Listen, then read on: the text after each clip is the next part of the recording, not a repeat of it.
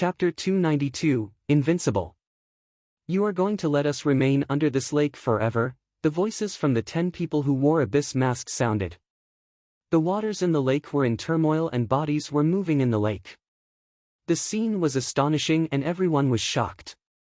All the people looked at the 10 men who wore abyss masks and couldn't help but gasp. Can it be that these 10 people have annihilated all the dark conjurers? This.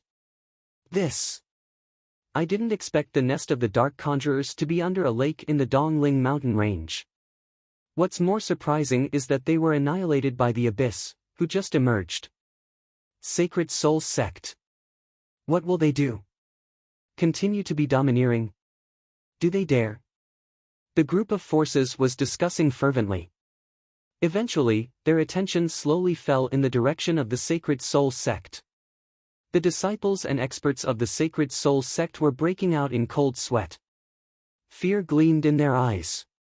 At this moment, they did not have the airs of a sacred sect or the dominance they had displayed towards all the other forces previously. Facing the 10 unknown experts who were able to destroy the dark conjurers, even those from the Sacred Soul Sect didn't dare to be brazen. At the thought of the 20-odd experts who were killed without putting up resistance, they felt a chill down their spines. There were 4 inborn experts and over 20 half-step to inborn experts among the group. The group was powerful enough to warrant special attention from the Sacred Soul Sect. Misunderstanding, it was just a misunderstanding. We were wrong previously. It's our mistake and we will leave immediately. The expression of one of the experts from the Sacred Soul Sect changed rapidly. He took a deep breath and bowed. Subsequently, the expert gestured to the disciples of the Sacred Soul Sect and left immediately. Wang Xian watched them leave without saying a word. Damn, the Sacred Soul Sect left. That's equivalent to admitting defeat. What else did you expect? For them to fight these people? This is a group that can annihilate the dark conjurers. Even the Sacred Soul Sect needs to be careful when dealing with them. That's right, even a sacred sect had a hard time dealing with dark conjurers previously. When the killing order from the sacred sect was issued, the entire sacred sect was activated to attack the dark conjurers. Even though the dark conjurers didn't dare to show themselves, 2 elders from the sacred sect were assassinated during the siege. The Sacred Soul Sect was still acting high and mighty previously. Right now, they can only admit defeat and even give up on the Heavenly Hound. I don't know if the Abyss has the strength that matches those of a sacred sect. The crowd looked at the Sacred Soul Sect who was leaving and then at the 10 people with the Abyss masks, and eventually the Heavenly Hound. The Heavenly Hound stood in the lake without moving as it was surrounded. It didn't dare to escape. It stood on the lake, licking its wounds and staring at its surroundings coldly. Come here. Wang Xian shouted to the Heavenly Hound. He looked across the crowd before looking towards the Heavenly Hound, which was not far away. After which, he spread his dragon power over the Heavenly Hound. Woof woof. The Heavenly Hound let out a deep howl before looking at Wang Xian fearfully. His intelligence has manifested. Wang Xian looked joyously at the Heavenly Hound and revealed a smile. Woof. The Heavenly Hound barked again and walked slowly towards Wang Xian. Not bad. Wang Xian smiled and caressed the Heavenly Hound's head. At the same time, he injected the energy of the Azure Dragon into it to treat its wounds. Woof woof. The Heavenly Hound stuck out its tongue and licked Wang Xian's hand before rubbing its head against him. Damn. Comparing only makes one feel inferior. We worked so hard in the Dongling mountain range for over a week and couldn't subdue it. Yet, he simply waved his hands and the Heavenly Hound ran over to him. Everyone here feels the same way. Even the Sacred Soul Sect worked hard for a long time for it. This Heavenly Hound is also fearful of the strong. We tried to lure it and it simply ignored us. Now, it ran over to that guy who just waved at it. The crowd was speechless. For this inborn realm-level Heavenly Hound, they had worked hard for several days and paid a huge price. In the end, they only got a few strands of dog's fur. However, the masked man just waved his hands and the Heavenly Hound ran over.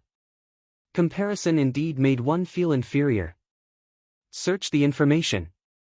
Also, comb the base of the dark conjurers. Wang Xian tapped the heavenly hound's head and ordered Imo Qinglong and group. Yes, young master. The group nodded and replied.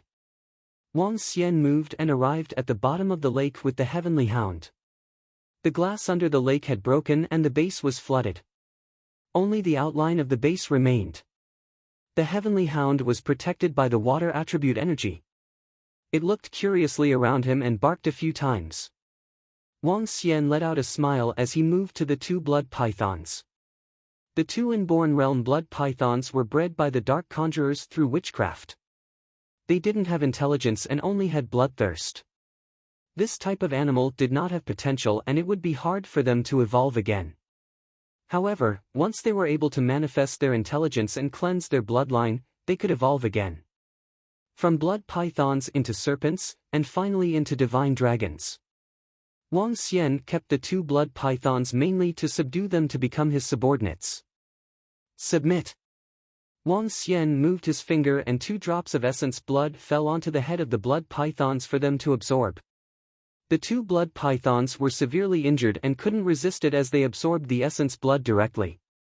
SSS. As they absorbed the essence blood into their bodies, the pythons spat balls of blood out. This blood was dark and sticky with corrosive nature. Pythons have the attributes of earth.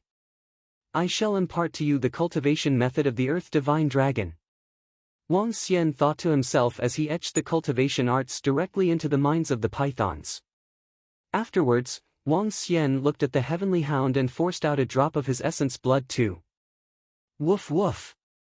The heavenly hound barked. It stared hard at the drop of blood on Wang Xian's finger before flicking out its tongue and absorbing it. This rascal. Wang Xian smiled but frowned shortly after. He was bewildered as he looked at the heavenly hound. What's going on?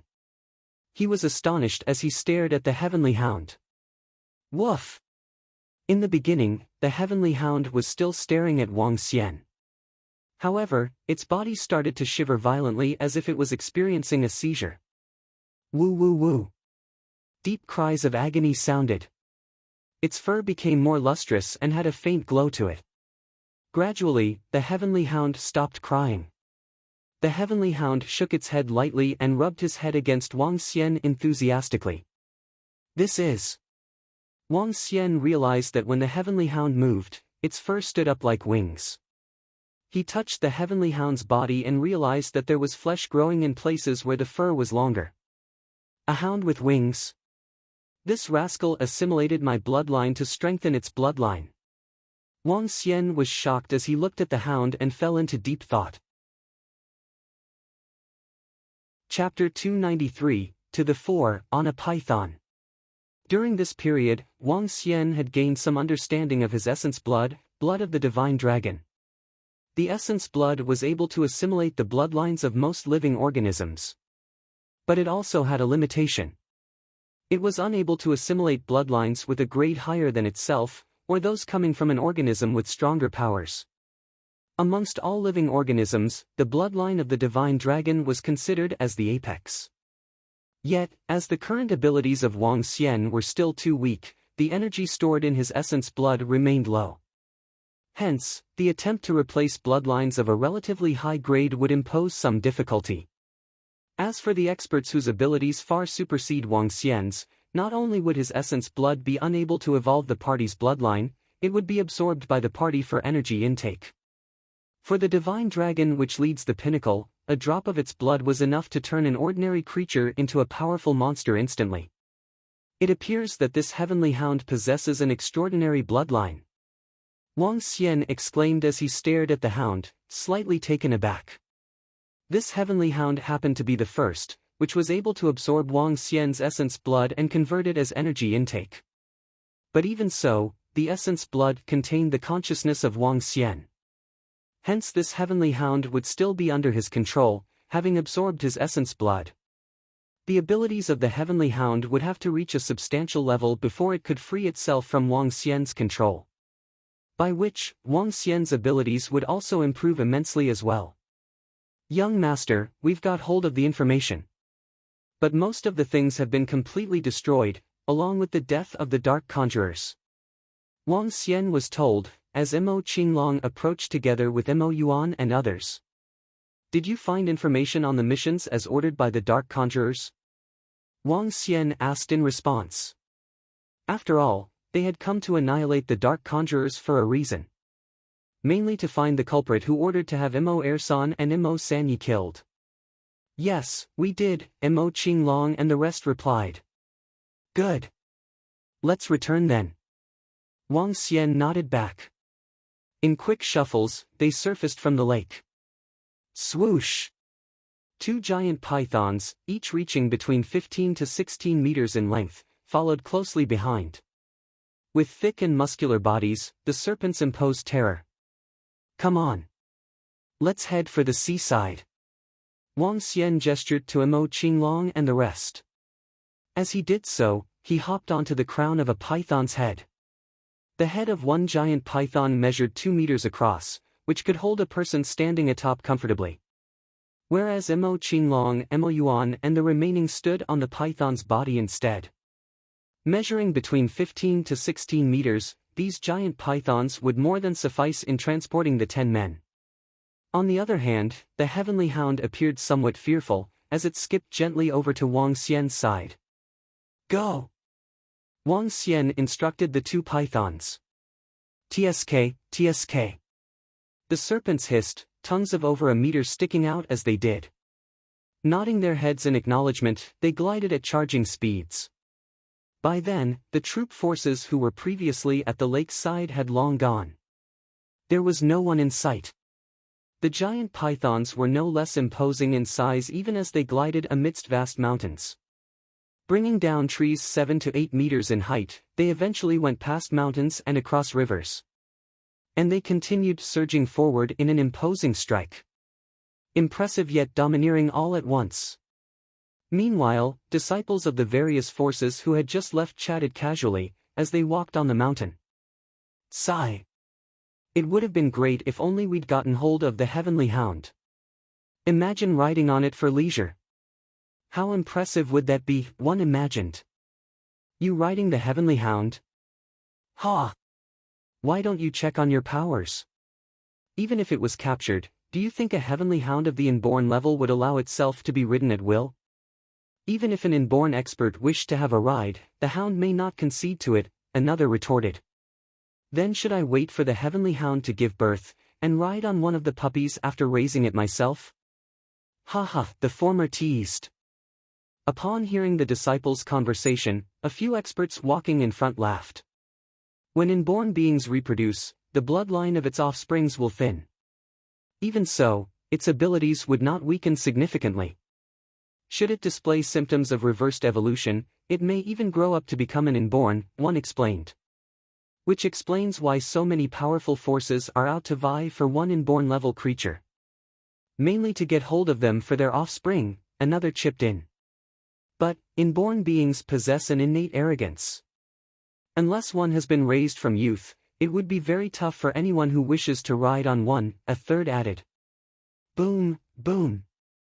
The elders had just finished, when a series of sounds echoed from a distance behind them.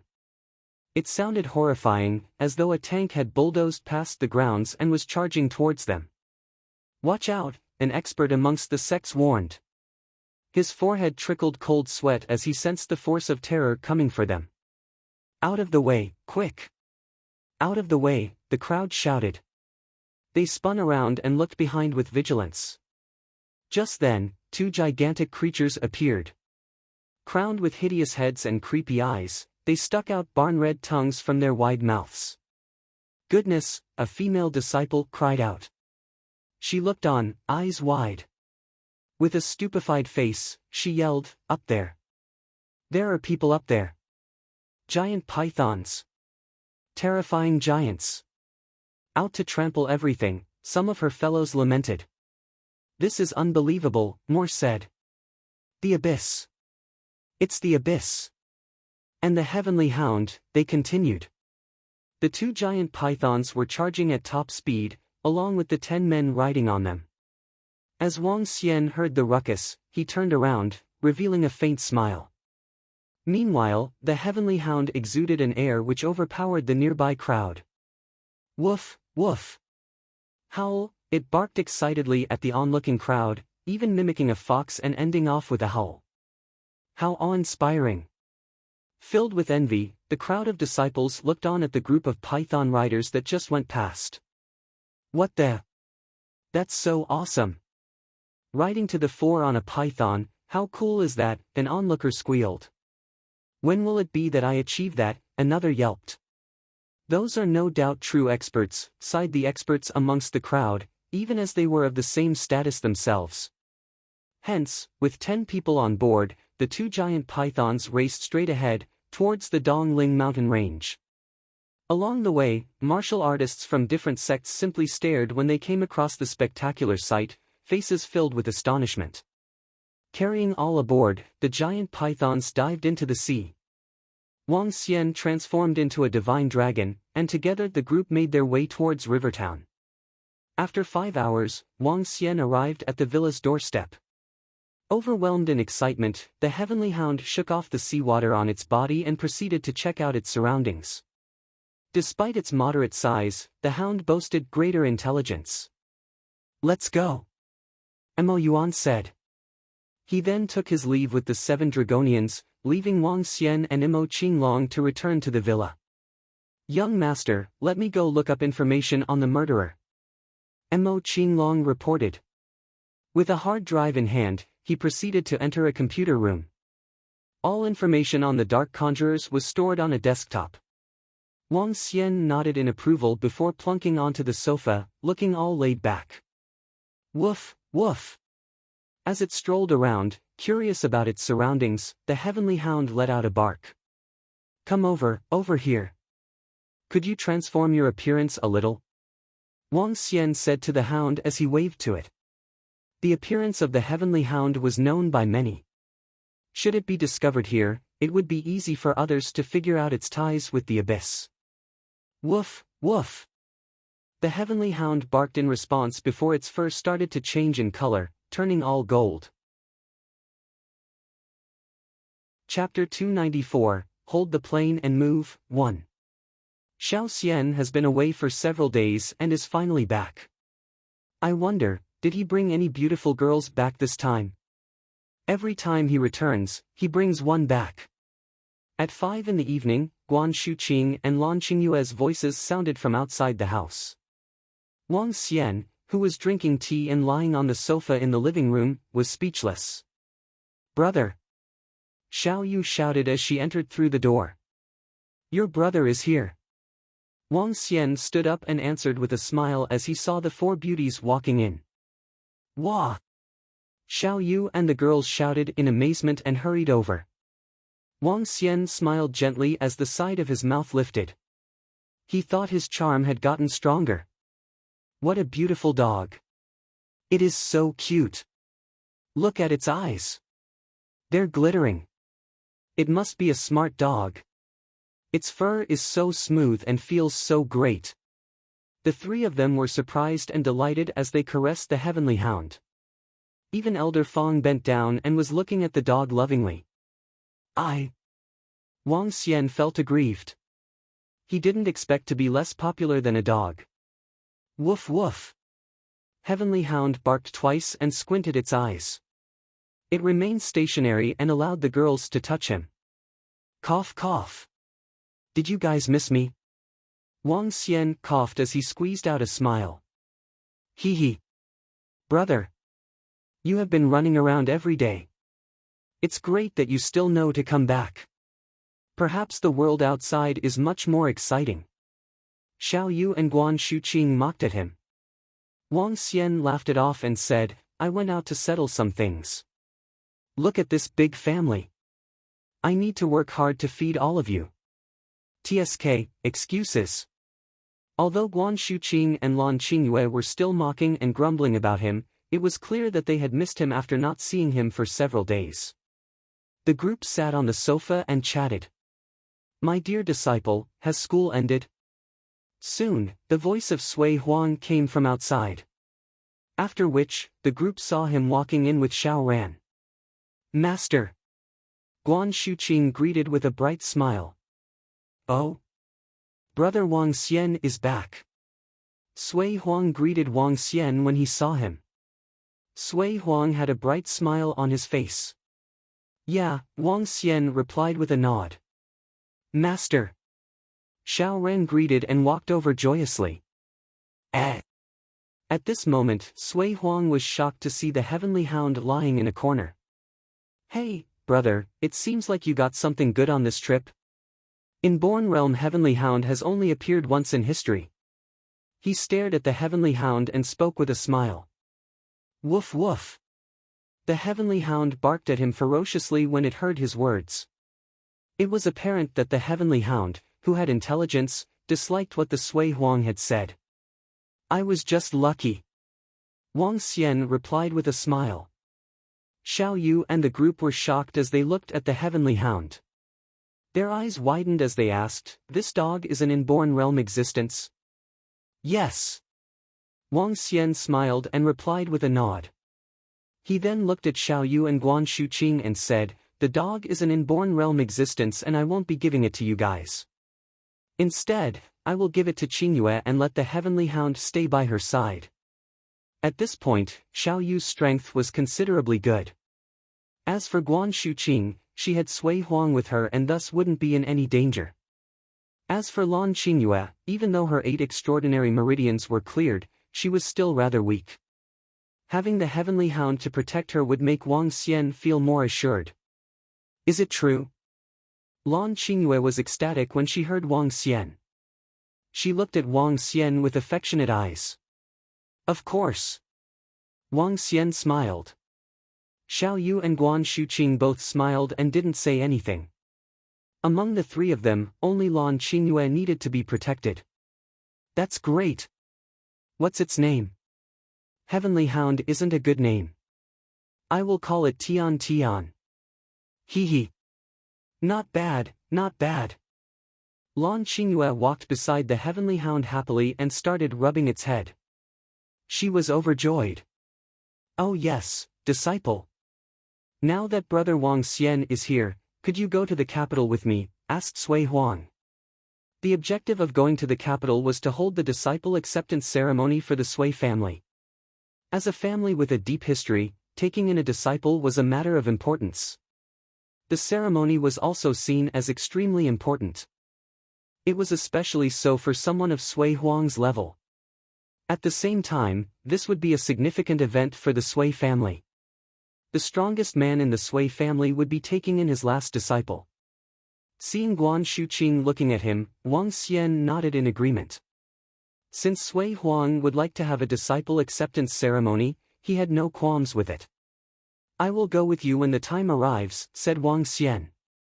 He looked at Xiao Yu and Lan Qingyue who were at the side and asked, "Do you all want to go to Shangjing to have fun for a few days?" "That would be great. That was what we are thinking too." Xiao Yu and Lan Qingyue nodded in agreement immediately. They had smiles written all over their faces. "All right, old Sui, when will we go over?" Wang Xian asked with a smile. "Tomorrow. I have chosen an auspicious time and date. Let's head to Shangjing first," replied Sui Huang with a bright smile. "All right. In that case, we will set off tomorrow morning. I haven't been to Shangjing before. Let's enjoy ourselves in the capital," said Wang Xian while nodding his head. "Huh. In the capital, you guys can play all you want. That's my territory and everyone will have to show me some respect. Xiao Qing. As my disciple, you can do whatever you wish in Shangjing," Sui Huang said with dominance. He looked at Wang Xian and lifted his head slightly. It's about time he showed this rascal what he was capable of. The group was conversing happily as Wang Xian brought Xiao Ran to the side to assess his strength. To his astonishment, Xiao Ran had reached level 8 martial artist over this period of time. That was an astonishing pace. However, when he heard that all the spiritual medicine was used by Sui Huang, he felt a little speechless. As an alchemist, Sui Huang had made use of elixir pills to help Xiao Ran and Guan Shuqing improve their level. This old man still has his own methods. Wang Xian was glad. Even he could not improve a person's strength this rapidly. The next day morning, Wang Xian, Guan Shuqing, Xiao Yu and Lan Qingyue followed Sui Huang to the capital. The ceremony will be held tomorrow. Xiao Qing, you should get ready. The process is simple and is mainly to announce to the rest that I'll be taking a disciple. When you reach Shangjing today, you can enjoy yourself as you want. There are a lot of interesting places in Shangjing. Sui Huang happily lay down on his seat in the plain as he smiled and spoke to Guan Shuqing. He was glad to be able to take a disciple like her. Finally, he had someone to pass his skills down to. This was also a form of insurance for his Sui family. Yes, master. Guan Shuqing smiled and answered. The distance between Rivertown and Shangjing wasn't far. It would just take 2 hours by plane. Boom! However, when the plane was approaching the Shangjing airport, a loud explosion erupted. Chapter 295, Hold the plane and move, 2. Boom! D. Wang Xian and the gang were lying down, taking a rest on the plane when a buzzing sound was heard unexpectedly. Soon after, the emergency alarm went off on the plane. What's going on? What happened? What happened? Why did the alarm go off suddenly? Did we meet with some extreme weather? The passengers stood up immediately, looking panicky as they asked the air stewardess beside them as loud as they could. Fasten your seatbelt. Please, fasten your seatbelt and stay calm. There was slight anxiety in her eyes, but she calmed herself down and yelped at the top of her lungs. Bam, bam, bam. Ah! At this time, a louder grinding sound was heard while the plane rocked twice again. Please fasten your seatbelts. We're in an emergency situation, and we're in the midst of resolving it. All passengers, please stay calm. Just then, the entire plane was filled with the voice of the flight attendants. Hurry, stop them now. At the same time, 4 to 5 security personnel on the plane sprinted past Wang Xian and the gang's seats, looking appalled. What's the matter, hijacking? Or? Wang Xian sat up puzzledly as he peered towards the back. They were sitting in the first-class seats, and there should be more first-class seats in the back. He looked over his shoulder at Sui Huang. Boom! Just then, another booming sound was heard again. Ah, are we going to be all right? What the hell is going on? The passengers were screaming in horror from the front. Someone is fighting on the plane. When Sui Huang heard the sound, his expression changed slightly as he unfastened his seatbelt immediately with a sullen face. You guys stay here while old Sui and I will check it out. Wang Xian immediately stood up and spoke to Xiao Yu and the rest. Okay. Those girls were wondering as they peered at the back. Gentlemen, please go back. We'll take care of this, and we'll settle it soon. When the air stewardess saw them standing up, she quickly told them this anxiously. We'll just take a look.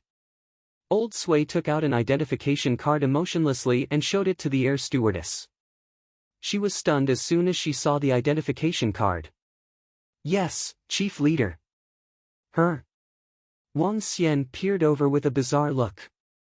That red identification card seemed terrific. If you want one, I can get you one next time. Upon seeing Wang Xian's puzzled look, a smile surfaced on Sui Huang's face. Let's go. Wang Xian shook his head and continued his way in. Get lost, I must kill him today. When they arrived at another first-class cabin, a figure suddenly flew over. There was no change in Wang Xian's expression. He even reached out to catch the security personnel who spat out blood from his mouth. Thinking of killing me? Since I dared to kill your son, I can even kill you now. Come over and kill me. A bossy voice, accompanied by daunting oppression, was heard. Ah! Another pained shriek was heard. Boom!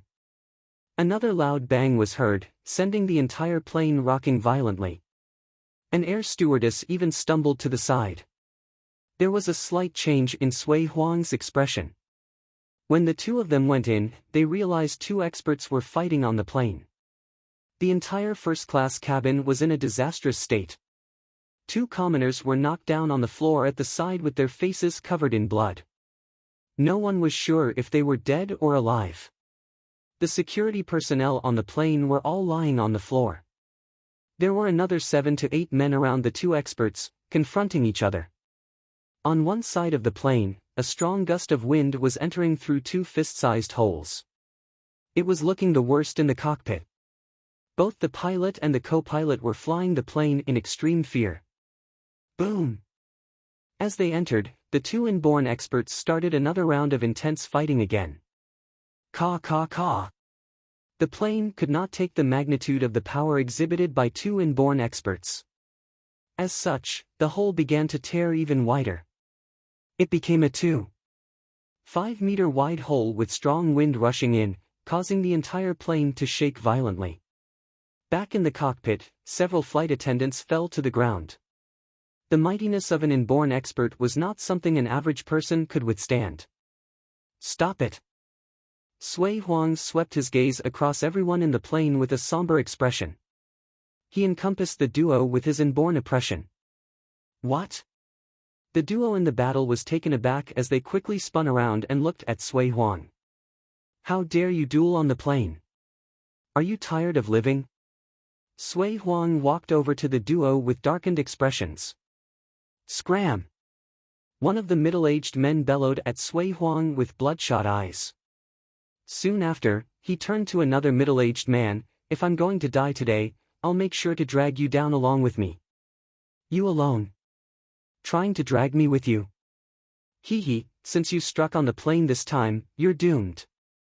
Another skinny middle-aged man quirked his lips and looked at him soberly. You struck too. Even if I cannot kill you, you'll die too. So long as you're dead, my revenge is made, the middle-aged man said as he revealed a bitter smile on his face. A blood feud they had. Ha, my dad will not die.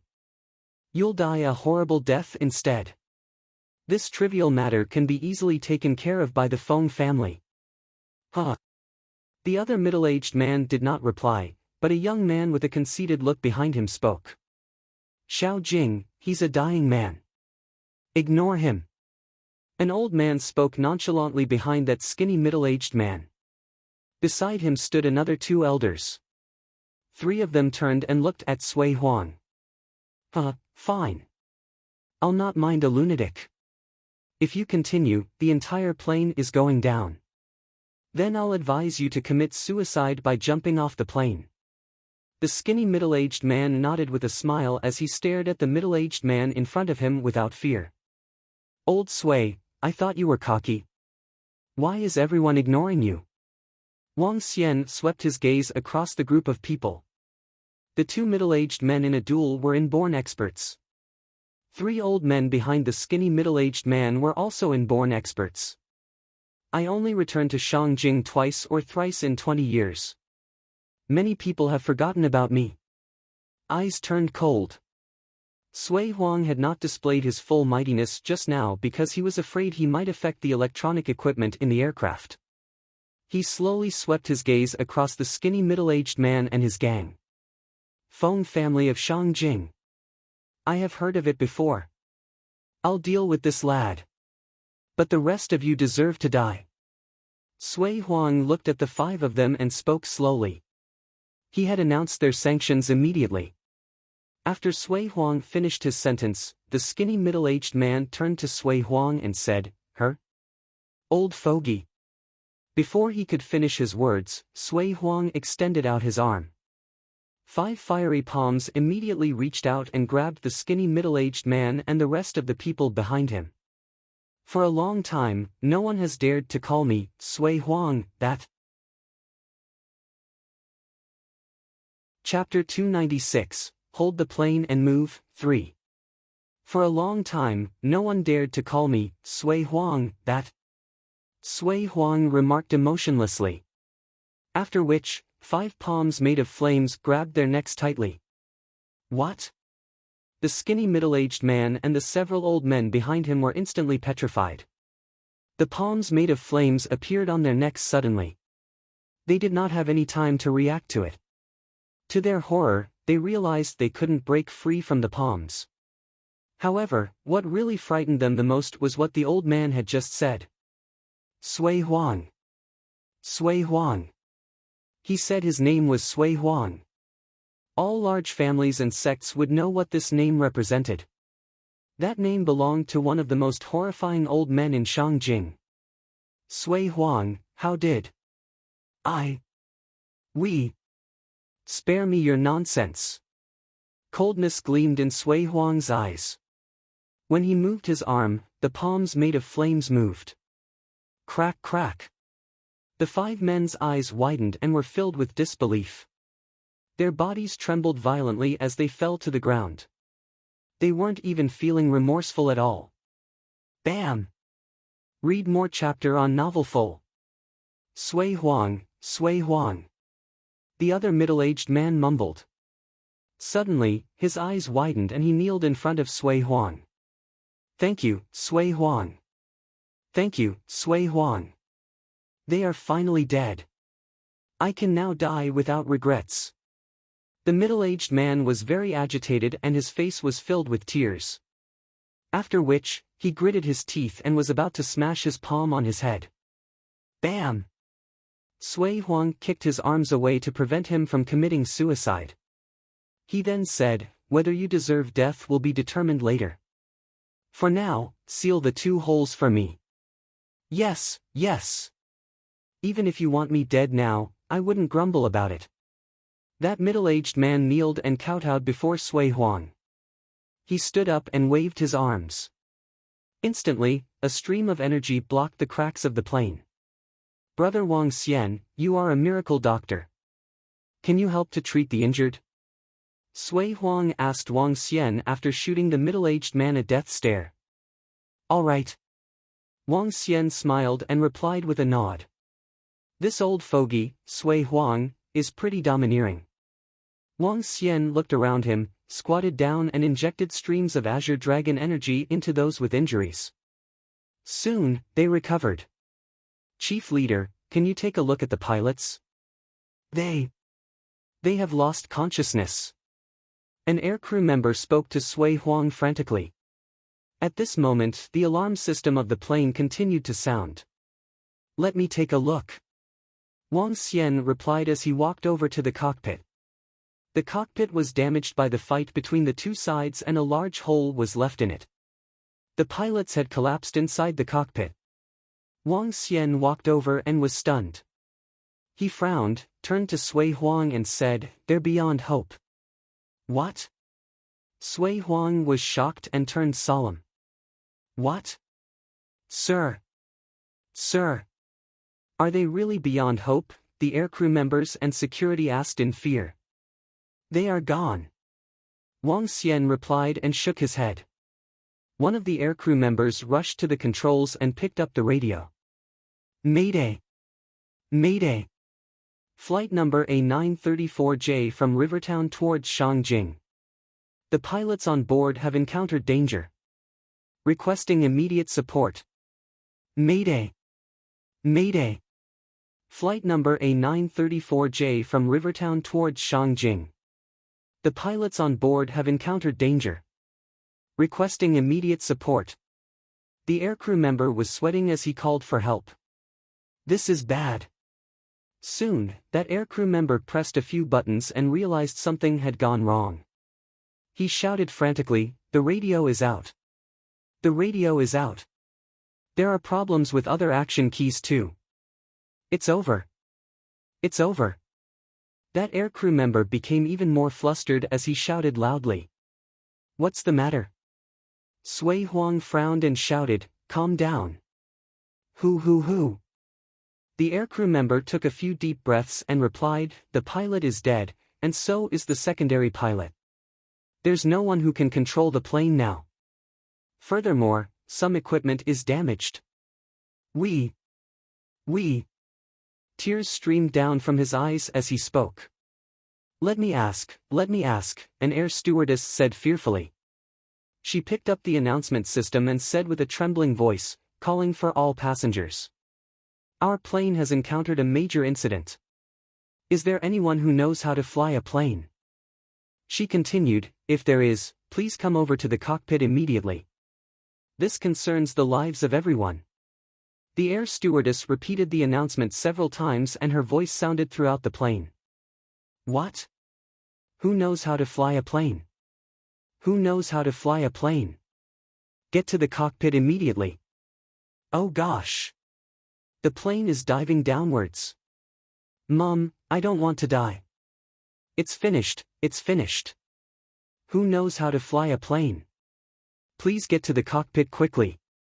The plane has deviated from its path and is slanting down now.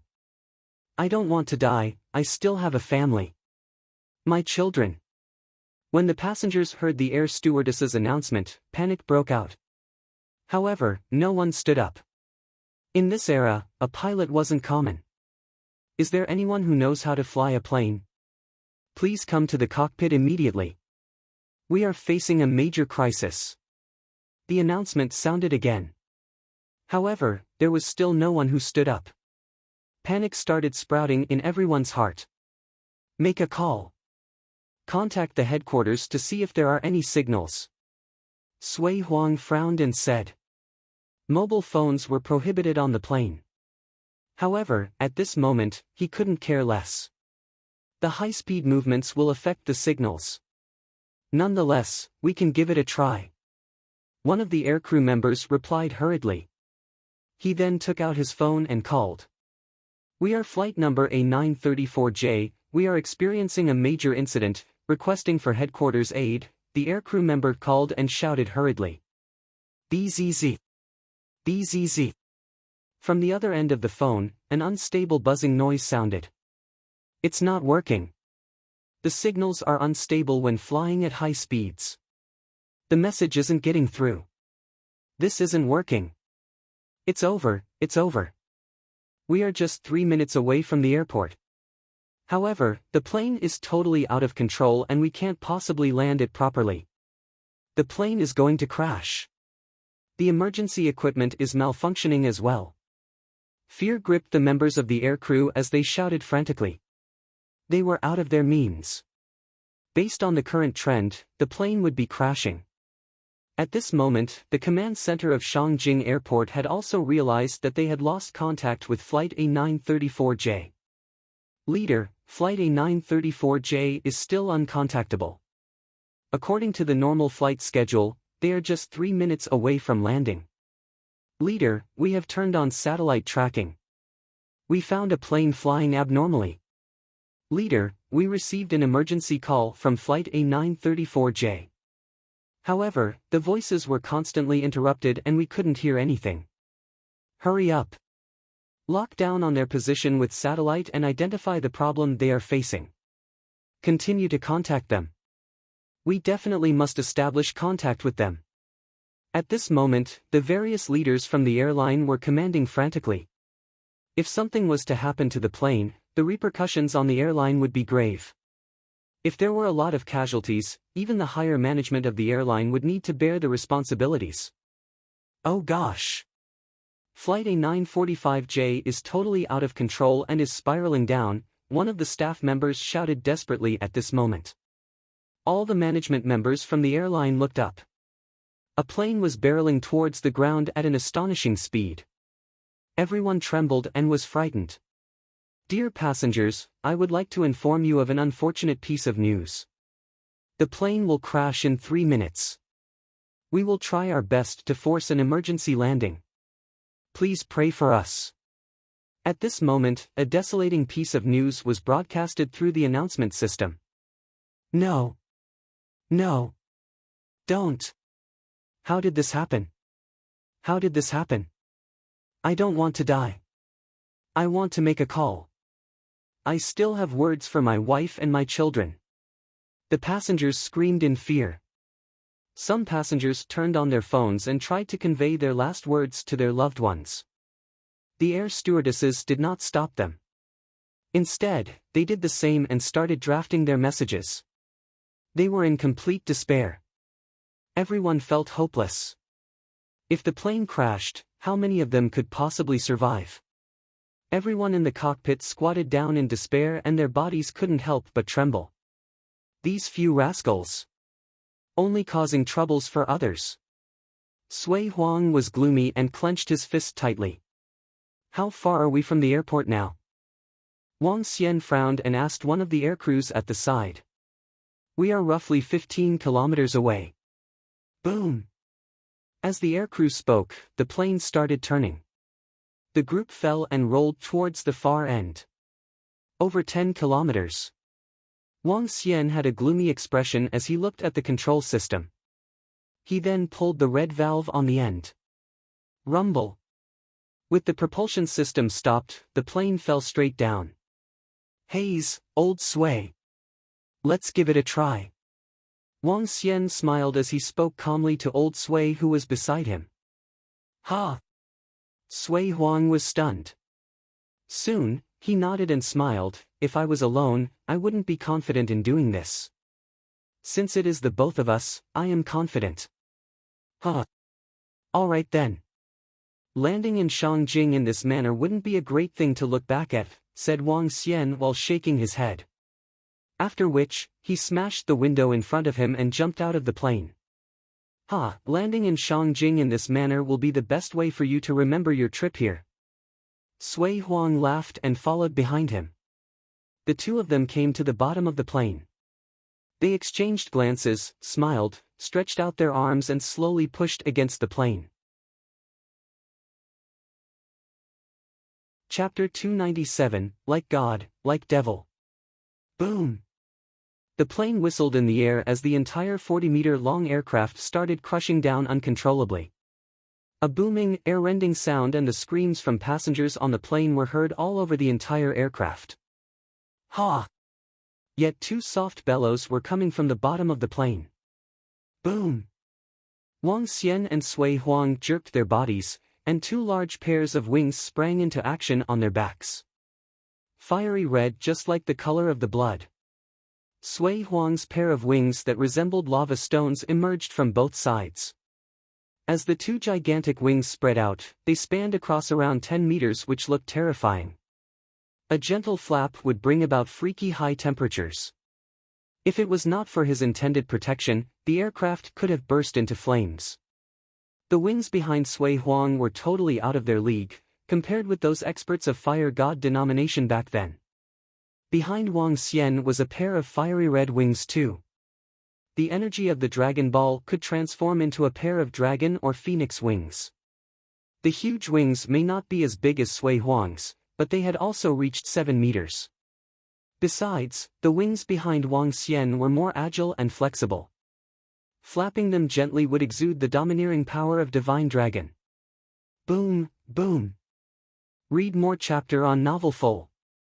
Both men raised their hands and exchanged a glance with smiles on their faces. Another booming sound from the aircraft was heard. But this time, the plane stopped itself from crashing down. With the help of the two powerful forces, the plane came to an abrupt halt and eerily suspended itself in the air without moving. What's going on? Why did the plane stop moving? Did the plane recover? Is it fixed? Is the danger over? Is it over? At this moment, the flight passengers had no clue about what was going on under the plane when they witnessed such an incredible scene. Their eyes were agape. Some of them had tears on their faces as they asked in a panic. Even the staff on the plane was puzzled. Could it be that chief leader and that young man? Some of the staff were in a daze back in the cockpit. When the two of them had jumped out of the plane, they were feeling hopeless and had lost all concerns. Yet, the plane had come to a halt strangely in the air. All of them could not help but gulp. We still have hope. The chief leader and that young man were powerful ancient martial artists. A glimmer of excitement flashed in the eyes of a staff member as he spoke, quivering. Yes, we're safe. We're safe. That's wonderful. Bravo. The staff in the cockpit began to look animated. Dear passengers, the plane is now stable. Do not panic, keep calm. We'll be landing safely. A flight attendant quickly consoled all the passengers in the cabin through the sound system. What? The plane is stable? Great! I thought I was going to die. Haha, wonderful. Wonderful. We're still alive. When the passengers heard the voice of the staff on the plane, they were zestful. The excitement of the aftermath was reflected in everyone's faces. Wow, strong and domineering prowess. Is this the strength of Sui Huang? The middle-aged and born expert was using his power to block the hole in the first-class cabin. When he witnessed the gigantic fiery wings, he was astounded. Using their physical bodies, they lifted and secured the entire plane. Another 10 kilometers away. Let's go! With a shout from Wang Xian, Sui Huang made a swift move as he gazed ahead, flapping his wings slightly. Go! The two of them carried the plane and slowly flew off. With the two people carrying an aircraft that weighed nearly 100 tons in the air, their speed was not fast, but maintained 40 to 50 kilometers per hour. Oh my God! Incredible! Crazy! This is crazy! All the staff stopped their work at the headquarters of Shangjing Airport as they were shocked to see what the satellite had captured on screen. Everyone, with their eyes wide open, stared at the monitor in disbelief. Two people with gigantic wings were carrying the entire aircraft in the air. Such a breathtaking scene that seemed godlike struck everyone dumbfounded. They were flying at an incredible speed even with the plane on their backs. Were they even humans? They were simply like a god or devil. The executives of high management of the airline back at the headquarters were staring blankly at the screen. Quick! Organize all the planes at the airport now to allow ample time for that plane to land. Hurry, get the staff to settle this. Also, get the security personnel and seal off the landing area of that plane. One of the executives quickly ordered the surrounding staff. Yes! Great! How wonderful to have powerful experts to carry the entire plane with their physical bodies. We managed to tide through this crisis. That's great! Some of the executives exclaimed elatedly and continued to give orders, keep the radio on. Since the plane is now landing, get hold of a 934J and ask what was going on, and contact the two mighty experts. Yes! The plane was propelled by the powerful force of Wang Xian and Sui Huang. 10 minutes later, Shangjing Airport appeared in front of them. People are guiding us below. Let's go down. Sui Huang peered somewhere below and saw a few staff members waving red flags, signaling to them. Go! Wang Xian made a swift move, and the wings behind his back disappeared. If his wings were still around at this time, he would be in the limelight. Sui Huang also withdrew his pair of wings as they lifted the plane while walking in the air. Gulp! The surrounding security personnel and the airline executive below swallowed their saliva. Two experts supported an aircraft, walking in the air. That seemed just like what deities would do. Boom! An aircraft that weighed 100 tons was put down gently on the runway by two experts as everyone watched astoundedly. Gosh, they're godlike humans. The airline executives ran towards them with fear and respect. They bowed their bodies as though they had met deities. Hello, two experts. Thank you very much. They did not know how to address them as they spoke frightfully. Okay, I'll leave you guys to handle the remaining matters. Sui Huang was impatient as he saw the people from the airline. He took out his red identification card and waved to them. What? When they saw that card, their eyes could not help but narrow. All the more respect they had for him. Yes, Chief Leader. The group of airline executives responded loudly in fear and trepidation. Chapter 298, 2 Senior. Xiao Xian. Master. Beside the plane, Xiao Yu, Guan Shuqing and Lan Qingyue had just alighted from the plane when they saw Wang Xian and Sui Huang. They immediately called out to them. Xiao Xian, what happened to the plane? The group of girls walked over and asked Wang Xian. Two inborn experts had a quarrel and implicated the pilots in the process, Wang Xian explained in a simplified manner. So that's what happened. I thought someone hijacked the plane, said Xiao Yu with a smile. Sui Huang. At this moment, the middle-aged man, who'd had a conflict with the other inborn experts on the plane, rushed over and greeted Sui Huang with horror. I'll investigate this matter clearly. You can go back and wait for my updates, said Sui Huang plainly. Yes, Sui Huang, the middle-aged man nodded his head respectfully before leaving. Master, why is everyone calling you by your name? Guan Shuqing walked to her master and asked inquisitively. Hee. There's only one Sui Huang. Sui Huang chuckled proudly. Although his name was Sui Huang, his title was also Sui Huang. Most people would address him by the title. Alright, now that you are in your master's territory, have a good rest and time here. Tell me if there's anything you'd like. Huh. Sui Huang smiled and led the group to the exit. Grandpa. When they left the airport, two old men immediately walked over and greeted Sui Huang deferentially. Yeah. Sui Huang revealed a faint smile. He looked at the few black luxury cars ahead before turning to Wang Xian and asking, Brother Wang Xian, are you guys going with me or? Wang Xian pondered for a moment before answering Sui Huang. We would like to walk around the streets of Shangjing first. We will go to your place in the afternoon tomorrow. Alright. Sui Huang nodded his head, turned to Guan Shuqing and said, Disciple, if you encounter any problems in Shangjing, just give me a call. Enjoy yourself. Alright, Master. Thank you, Master. Guan Shuqing smiled and nodded her head. Hee. Sui Huang responded with a smile. After which, he looked to the two old men by the side and instructed, leave a car behind for them. Let's get back. Yes, Grandpa. The two old men nodded their heads immediately. After which, they looked to Guan Shuqing and said, Marshal Senior Aunt, feel free to instruct us if you have any needs in Shangjing. Ha! Arg! When Guan Shuqing heard how the two old men addressed her, she was instantly stunned. The two old men were at least 70 years old. Although they had taken great care of their looks, one could still see signs of aging. And now they were addressing her as Marshal Senior Aunt. This instantly shocked Guan Shuqing. Huh, my dear disciple. Based on seniority, these two kids should indeed address you as Marshal Senior Aunt. It will be fine once you get used to it. I'll give you a good introduction tomorrow, Sui Huang laughed loudly and remarked after seeing Guan Shuqing's reactions. Alright, Master. Guan Shuqing smiled bitterly and forced a smile at the two old men. Brother Wang Xian, we will leave that car for you.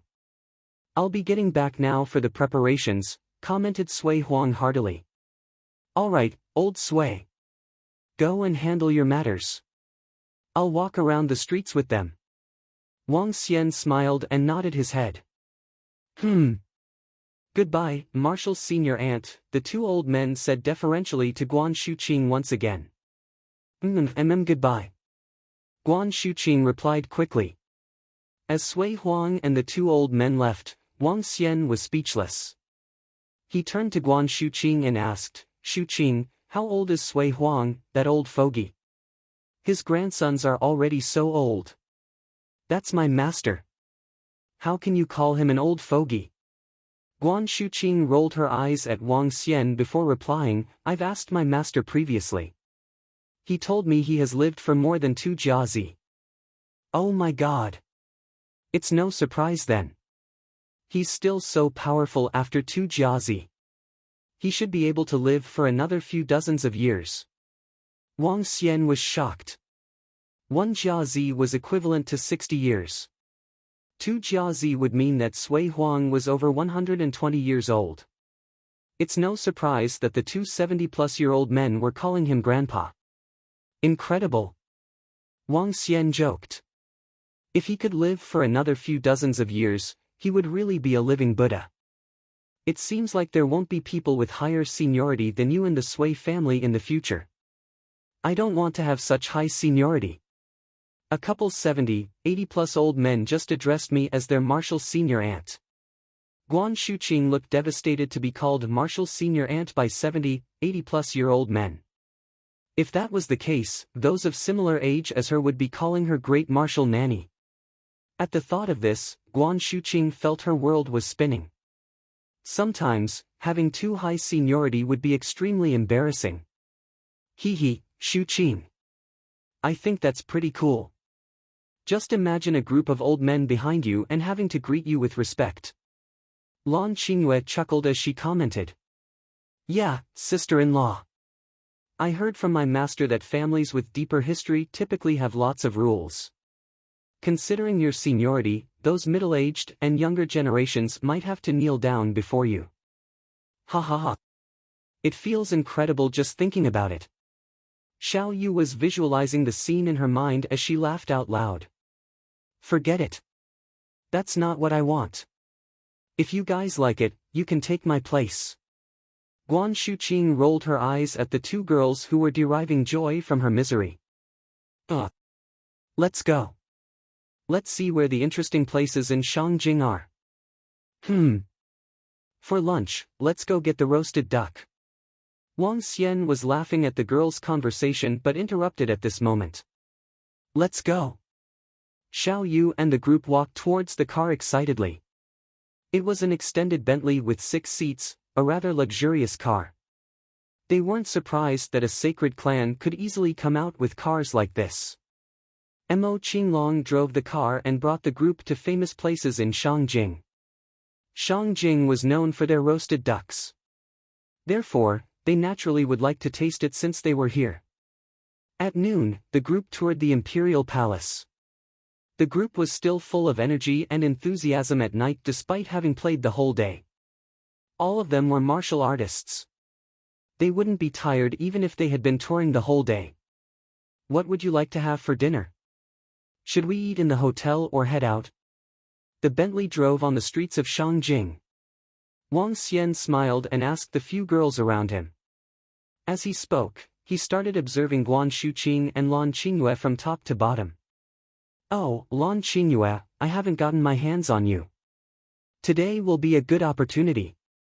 We aren't going back to the hotel yet. We have to go to the night market in Shangjing. After visiting the night market, we still have to go to the famous Wangfu shopping street. I'm going to go on a frenzy of a shopping spree. Xiao Yu, Lan Qingyue, Guan Shuqing and Elder Fang were thrilled and spoke loudly. We have been shopping for the entire day. Aren't you guys tired? Wang Xian felt a little speechless at their responses. Fatigue is non-existent. We should be enjoying ourselves fully since we are in Shangjing. Xiao Xian, don't think of lazing around. We still need you to carry our bags. Lan Qingyue and Guan Shuqing looked at Wang Xian and gave their orders directly. Wang Xian was speechless. It seemed like he wouldn't be getting his way again tonight. Chapter 299, Call Daddy. 1. This is nice. Shuqing, try this. This is not bad. Sister-in-law, this is not bad either. Master, have a try. Shangjing, the richest city with the most robust foundation in the country, had the most lively nightlife. Wang Xian was left without a choice except watching the four of them buying snacks from various stalls non-stop. They looked happy as they chatted. Yet, they drew attention from countless people along the way. For beauties who were the top-notch existences. Xiao Yu, Lan Qingyue, Guan Shuqing, and Elder Fang were all martial artists with perfect figures. The four of them were rather tall, and they gave off a unique vibe. Even in Shangjing, a city never short of pretty babes, the four of them could easily overtake any one of them when they walked in a row. Let's go shopping. When the four of them arrived at a renowned shopping center in Shangjing, they went in with excitement. Shopping and taking care of their own looks were women's innate tendencies. Even the female inborn experts would not lose this born ability. Finally, they unleashed their born ability by exhibiting an endless amount of energy in shopping. Clothes, accessories, bags, one after another. Soon, Wang Xian and Mo Qinglong were following behind with hands full of bags. They were like henchmen, tagging behind the four babes. Wang Xian shook his head. Imagine him and Mo Qinglong being the dignified experts, and they were downgraded to people who carried shopping bags for others for now. The four of them shopped till 11 p.m. before they finally had no choice but to stop. They even agreed to go to another shopping mall the next morning for more shopping. Wang Xian, who was behind them, stumbled as he almost fell to the ground. Not that he was feeling tired, but it was too boring for him. He could not understand this kind of pleasure. Here, Xiao Xian. Wear this watch tomorrow. Men must have a watch of their own. Guan Shuqing and Lan Qingyue took out one thing that they bought for him as they spoke with beaming faces. Sure. Wang Xian took it over with a smile. The two of them had bought a nice and luxurious watch that cost over 2 million. But he really had no love for the watch. You could imagine that he had to remove his clothes every time he transformed into a dragon. Now, he had another watch that hindered him. If he forgot to take off his watch, that watch would be gone as soon as he transformed. However, he could not turn them down. Let me find a hotel. Xiao Yu fished out her phone and searched for hotels. The hotels in Shangjing were quite popular. By this time, some of the hotels might have been fully booked. The group went into 3 hotels before they found one on the street. This is the street with the famous pubs of Shangjing. Xiao Yu was puzzled as she looked ahead. This street was the most lively place in Shangjing during the night. Women in sexy dresses with pretty and exquisite makeup were all over the street. Sports cars were parked on each side of the road. The rich people in Shangjing were far superior to those in Rivertown. Not even 10 Rivertowns could compare with one Shangjing city. Let's go back to our room and sleep. Xiao Yu swept a glance around and headed to the hotel ahead without much interest. It was a 5-star hotel which was also rather well known. Wang Xian and the gang walked in. As they neared the entrance, Xiao Yu suddenly came to a halt. She looked at the person who stepped out of the sports car with astonishment. What's wrong, Xiao Yu? Asked Wang Xian in surprise. She's Ling Yi. Ling Yi. A reply that sounded surprised. Wang Xian was slightly stunned as he turned his attention over and saw a pretty girl. She was surrounded by another 3 young men and babes as they walked into the hotel. She's really Ling Yi. I love her song, Flying. It's motivating. Guan Shuqing and the girls spoke with amazement after they saw her. You shouldn't be too surprised if you see some actors and singers. After all, the best art academy is situated here. Wang Xian smiled. I love her songs. Xiao Yu smiled as she looked at the pretty girl. Wang Xian chuckled as he nodded. Are you going on a star hunt? Let's go. We better get back to our room and sleep. It's late. Fine. Xiao Yu nodded, but she could not stop looking at that pretty girl with curiosity. That singer, Ling Yi, also overheard Xiao Yu's conversation. She exhibited a faint smile as she spoke while leaning on a young man affectionately. 2 presidential suites. Mo Qinglong came to the reception and spoke to the front desk staff. I'm sorry, sir. We're only left with 1 presidential suite. Just one. Then just nice. The girls can take the room. Hee. Both of you can stay in standard rooms. Xiao Yu chuckled as she spoke to Wang Xian.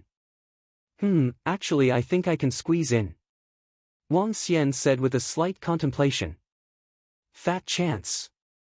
Lan Qingyue and Guan Shuqing blushed as they spoke to him. 1 presidential suite and 2 suites. Mo Qinglong told the front desk staff. Sure, sir. That will be a total of $130,000, the staff said with a smile. Mo Qinglong handed his card over immediately. No more presidential suite. Just then, a young man's voice was heard. Sorry, sir. The last one has just been booked, the receptionist said with a smile. Oh, really? The young man raised his eyebrow as he pulled out a card and placed it on the reception counter. The Diamond membership card of your hotel. The Diamond members have priority over others when the room is booked at the same time. The young man spoke indifferently as he smiled at the people beside him. Wang Xian and the gang were stunned as they spun around and looked at the young man. He was around 30 years old. Beside him was the pretty singer, Ling Yi, whom Xiao Yu had mentioned just now. They were the people who had come into the hotel at the same time as them. The front desk staff was placed in a difficult position. Apologetically, she said to the young man, "Sorry, sir. I have already swiped their card. So, I'm really sorry."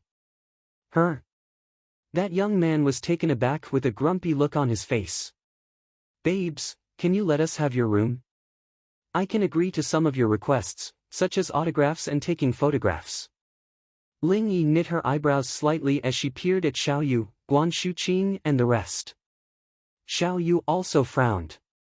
She looked at Guan Shuqing and shook her head slowly. "I'm sorry, Ling Yi.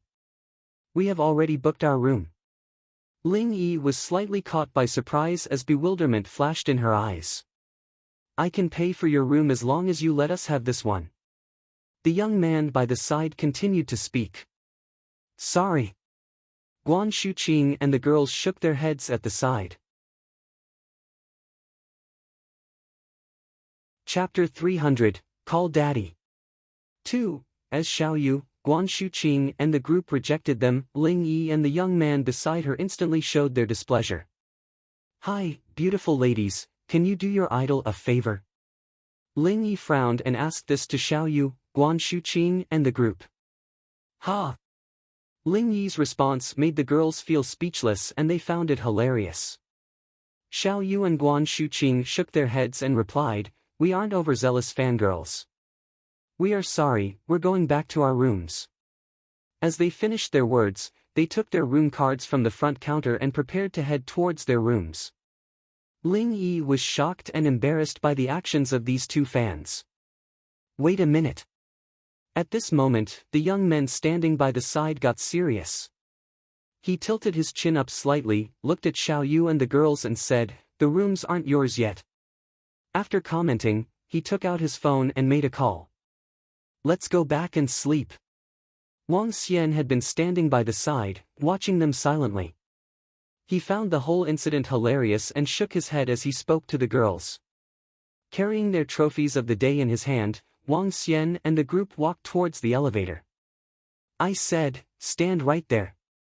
Seeing that the group had totally ignored him, the young man's face turned gloomy. "I'm calling the manager of this hotel.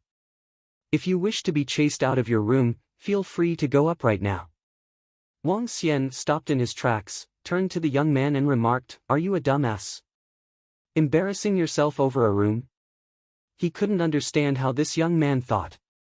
Perhaps he felt he was a notch above others and must stay in the best room. "What did you say?" The hand of the young man holding the phone stiffened as he glared coldly at Wang Xian. "I'm calling you a dumbass. Is there something wrong with your ears?" Xiao Yu pouted, looked at this young man and was speechless about his conduct. "Huh? You dare to reprimand me in Shangjing?" The young man was so angry that he laughed instead. With a sinister smile, he pointed at Wang Xian and shouted loudly. "Indeed, he's just another brat who is too used to being arrogant in Shangjing," commented Wang Xian as he looked at the young man. "Arrogant? Let your daddy tell you this. In Shangjing, your daddy can be as arrogant as he wants." The young man glowered at Wang Xian before looking across the crowd and saying, "These few girls are rather pretty. I'll give you a way out now. Get out of here or your daddy will show you what is meant by arrogant." He pointed at the group. "Young Master Yuan, young Master Yuan. Who is the one who has offended you?" Suddenly, a voice broke the standoff. A few middle-aged men walked in through the entrance of the hotel. From the group, a middle-aged man in a suit was shocked to see what was happening in the hotel as he dashed forward and shouted, Manager's son, the service of this place is getting worse and worse. I can't even get a presidential suite here. Seeing manager's son running towards him, the young man remarked harshly. How can this be? How can this be? As long as you want it, we will definitely reserve a room for you unless all the rooms are sold. Otherwise, we would definitely not hold them back or not give them to you. Manager's son ran forward with a smile to please the young man. Is it so? In that case, why did your guys give the presidential suites to others when we arrived at the same time? Could it be that this card you gave me is useless? Young Master Yuan looked at manager's son and the corner of his lips curved into a smirk. How can this be? How can this be? We will give it to young Master Yuan even if it means not letting anyone else stay in it. Manager's son put on a pleasing smile once again. Following which, he turned around, stared at the front desk attendants and shouted, What are you guys doing? Can't you handle something so simple? If young Master Yuan wants the presidential suite, give it to him then. Do you guys still want your job? Manager. The two attendants stammered and felt bitter. However, they could only swallow their pride as they lowered their heads. Did you see this? Get out of here now, the young man chided with contempt, looking at Wang Xian and the group. Scram! Since young Master Yuan wants you to scram, you guys better scram. Seconded Manager Sunday. You guys. Xiao Yu, Guan Shuqing and the girls stared furiously at the young man and manager's son beside him. They had not expected the manager of the hotel to give away the rooms they had booked to others.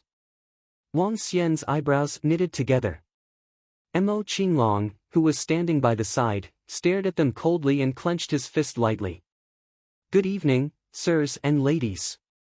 Just as Mo Qinglong was about to strike, a rather desolate figure saw Wang Xian and the group. He was shocked and stunned for a few seconds. After which, he immediately rushed ahead. Deep fear gleamed in his eyes. Ha!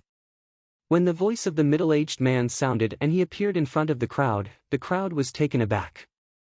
Manager's son's eyes popped wide open and he was flabbergasted. It's you! Guan Shuqing looked at the middle-aged man and exclaimed. The middle-aged man looked decadent just like how he had appeared beside the plane in the day. Miss, good evening. The middle-aged man greeted her in fear once again and looked at Guan Shuqing respectfully. He was still on tenterhooks about what had happened on the plane earlier in the day. After recalling the entire incident, all he felt was fear. His enemies had taken advantage of his easily angered personality as they forced him to strike on the plane. In the end, he almost lost all his rationality as he was shrouded in the desire for vengeance.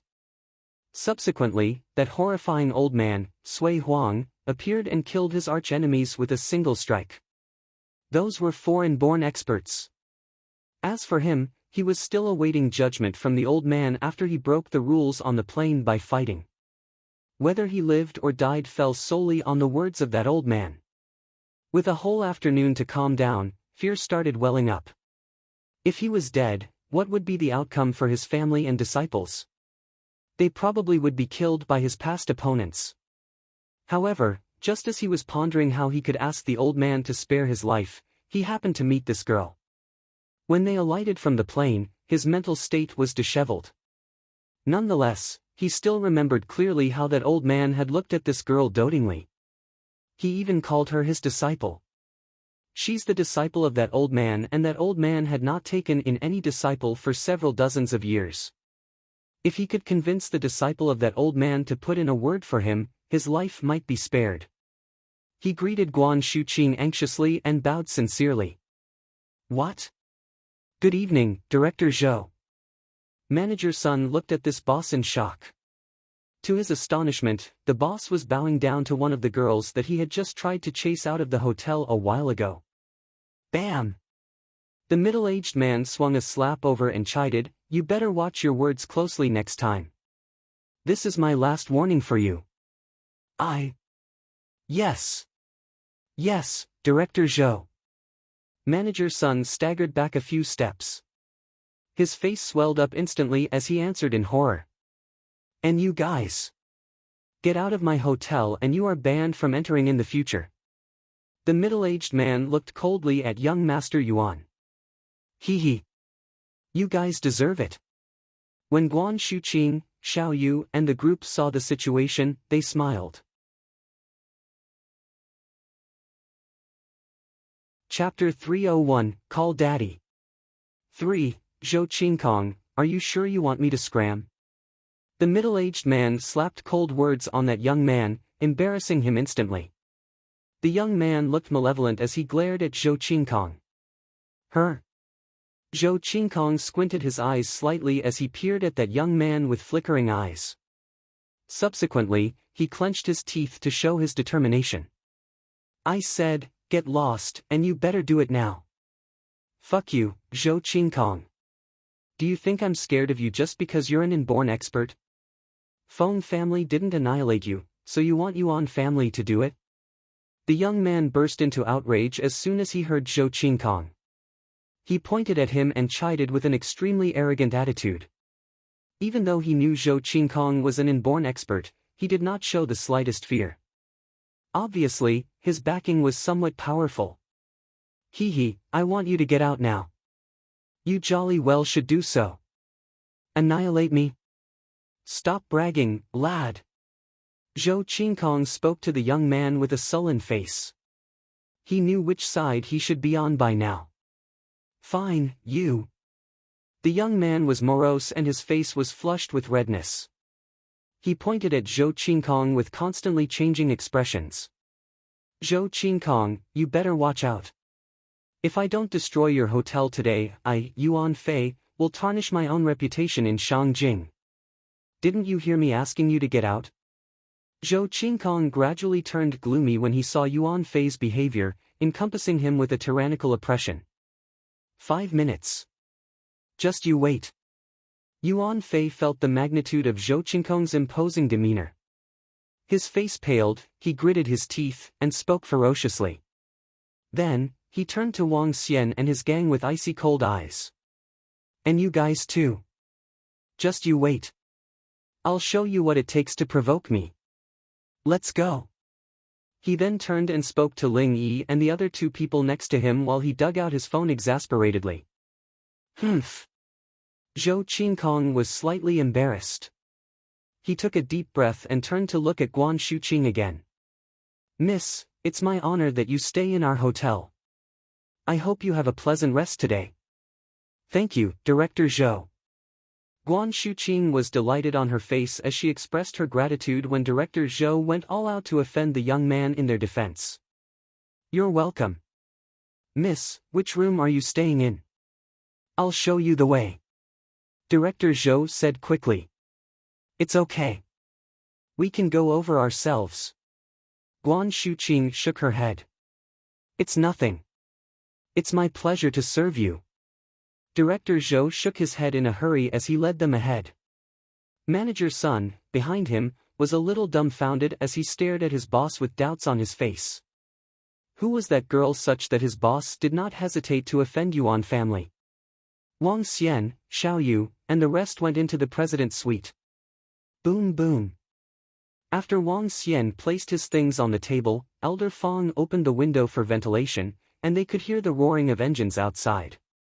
Smash! Subsequently, the shattering of the glass window was heard. Wang Xian, Guan Shuqing, Xiao Yu, and the rest were slightly stunned as they went to the window immediately. What a lineup! Elder Fong looked outside with a surprised look. It's Shangjing, indeed, with daring people stomping over the hotel of an inborn expert. At this time, more than a score of supercars were gathered at the hotel entrance. Each of the supercars was vrooming loudly with unruly young men standing in front of them. They were gazing at the hotel before them with arrogance.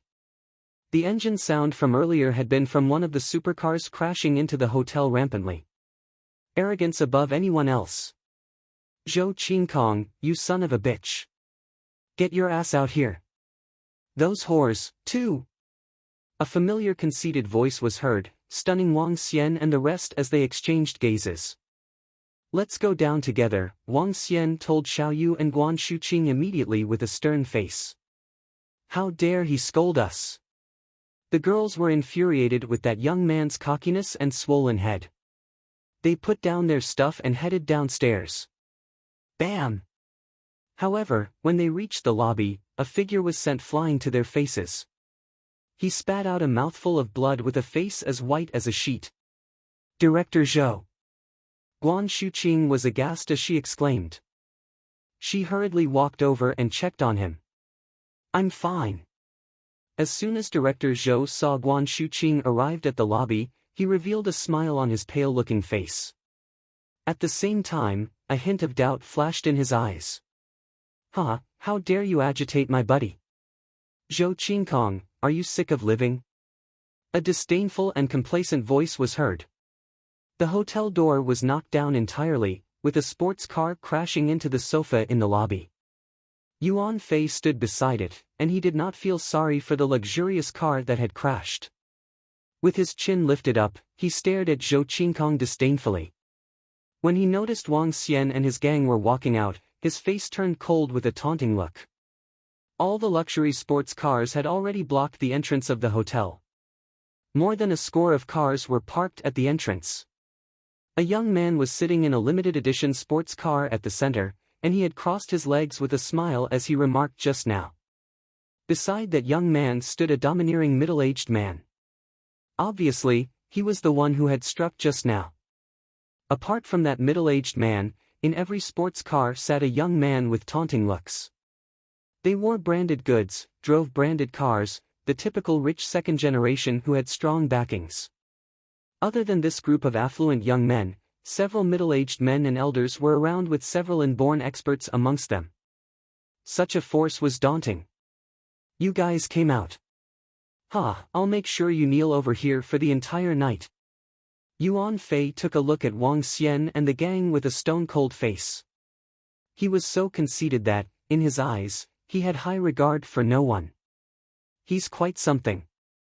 No wonder he was such a rich idiot in Shangjing. They really must have some backings if nobody dares to go against them.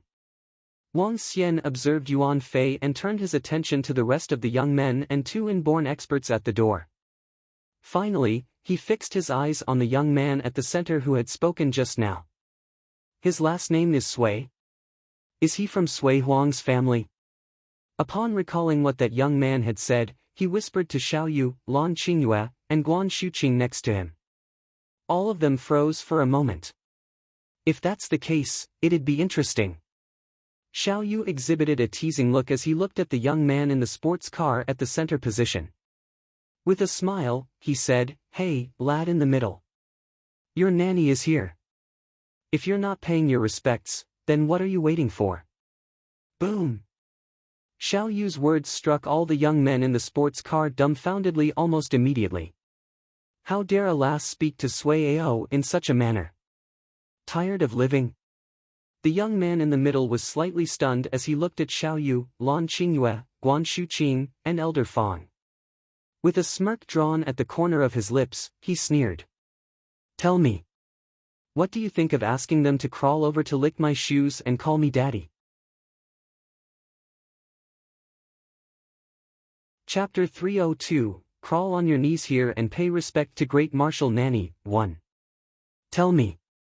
What do you think of asking them to crawl over to lick my shoes and call me daddy? Sui Ao looked around him as he commented casually with disdain. However, just as he completed his sentence, he broke into laughter and answered his own question, I think that's a pretty good suggestion. After which, he stood up. The surrounding group of young men naturally saw him as their leader and got out from their cars. Brother Ao, those girls over there are pretty good-looking. Licking shoes might be a little too much. Let me remove my shoes instead. Gu Zai. Are you trying to stink them to death with your size 45 feet? I can't imagine the stench of his feet after he removes his shoes. You are too cruel. The few young men broke into laughter and joked as they walked towards the hotel. All of them were swollen with inordinate arrogance. They were all from elite-tier families in Shangjing. Each one of them possessed considerable strength. Moreover, they had now gathered together and had Sui Ao who came from the highest tier existence in Shangjing. Therefore, the group was fearful of nothing. When the crowd walked into the hotel, a middle-aged man and an old man stood to the left and right of Sui Ao respectively. Both of them gave off horrifying vibes. Sui Ao, who was standing in the middle, looked at Wang Xian and the group with contempt. He walked towards a chair at the side and placed one of his legs on it. I, Sui Ao, typically wouldn't argue with girls. However, you guys have offended my brother and therefore you guys have offended us. Sui Ao squinted his eyes and shouted, "Come here and kneel down. Come and kneel down immediately. Otherwise, we will toy with you till you die." Yuan Fei stared at Wang Xian and the group and chided before walking to the side of Sui Ao. Hee hee. You guys are so incredible. Wang Xian looked at the group of 20 to 30 young men coldly. Who are those people? Why are they so noisy? Yeah. Why are they still kicking up a fuss in the middle of the night and disrupting our rest? At this moment, some guests arrived at the lobby of the hotel. Clearly, the commotion caused when the car crashed directly into the hotel had alarmed many people. 7 to 8 middle-aged men were in their pajamas. They had tattoos on their hands, with fat drooping down their face. But they looked extremely fierce. They bemoaned unhappily. However, when they saw the group of young men in the lobby, they were taken aback. Their gaze fell on some of them as their pupils constricted. Young Master Zhen, Young Master Feng, Young Master Li. The few of them immediately went over to the group of young men to greet them. However, the group of young men wasn't paying attention to them. Their eyes were still fixed on Wang Xian's group. TSK. You guys must be eager to die to offend young Master Zhen and his friends. A middle-aged man chided Wang Xian and the group to get on the good books of young Master Zhen. Scram! Mo Qinglong looked at the group of middle-aged men and shouted. Horrifying aura and killing intent swept towards them. You are. Plop. The group of middle-aged men couldn't withstand Mo Qinglong's aura fully as they were knocked unconscious and fell to the ground. After which, Mo Qinglong turned to Sui Ao and the group. Contempt and disdain were written all over his face as he said, "Can you afford the consequences for making us kneel before you? Inborn expert. It's no surprise that you guys are acting so presumptuously." Sui Ao squinted his eyes and stared coldly at Mo Qinglong as he continued. From your accent, I believe you must have come from somewhere other than Shangjing. Haven't you heard of the saying, in Shangjing, even inborn experts have to keep a low profile? Otherwise. The middle-aged and old men beside him stepped forward at this moment. The aura of inborn experts immediately shrouded towards Mo Qinglong as they continued the sentence for Sui Ao, otherwise, you will die too. Huh. I wonder who gives you the guts to be arrogant in our territory. Right now, I'll give you 5 seconds to get here and kneel before us. Otherwise, you guys can forget about leaving Shangjing. Not even an inborn expert could escape. Yuan Fei's haughty voice sounded once again. Don't be so imperious. When Guan Shuqing saw the arrogant looks of Sui Ao, she was infuriated and continued, You are Sui Ao? This has nothing to do with you. Stay out of this and don't be arrogant. Otherwise, I'll let my master know. Huh? Imperious? Sui Ao burst into laughter. A few foreigners dare to offend my brother. It's only natural that I'll be involved now. Let your master know. Even if your master was here, he would have to kneel before me like you guys. All of you here have to kneel before me today until the sun rises. Otherwise, I'll strip you guys and throw you on the street. You girls are pretty good looking. I believe there would be lots of people interested. Hee hee. Brother Ao, these girls are really beautiful. Huh. They are pretty good. However, I still prefer to see the horrified looks of beautiful girls. What a pervert you are. As Sui Ao completed his words, the group of young men around him joked and conversed casually. This group of young men wasn't concerned about the strength that Imo Qinglong had demonstrated, or Wang Xian and the group. You. Great, great. I'll convey what you said to my master. Guan Shuqing was referring to Sui Huang when she talked about her master. She had asked Sui Ao to stay out of this, but he started insulting them instead. This infuriated her and made her pull out her phone right away. Io. She's really calling her parents now. Huh, this is interesting. When Yuan Fei saw Guan Shuqing take out her phone, he looked at her with ridicule and mocked loudly, I'll let you call anyone you wish. In Shangjing, there's really no one we are afraid of. Get your master here. I'll let him kneel down in front of me too, said Sui Ao disdainfully. Hearing what Sui Ao and his friends had said, a cold light flashed in her eyes.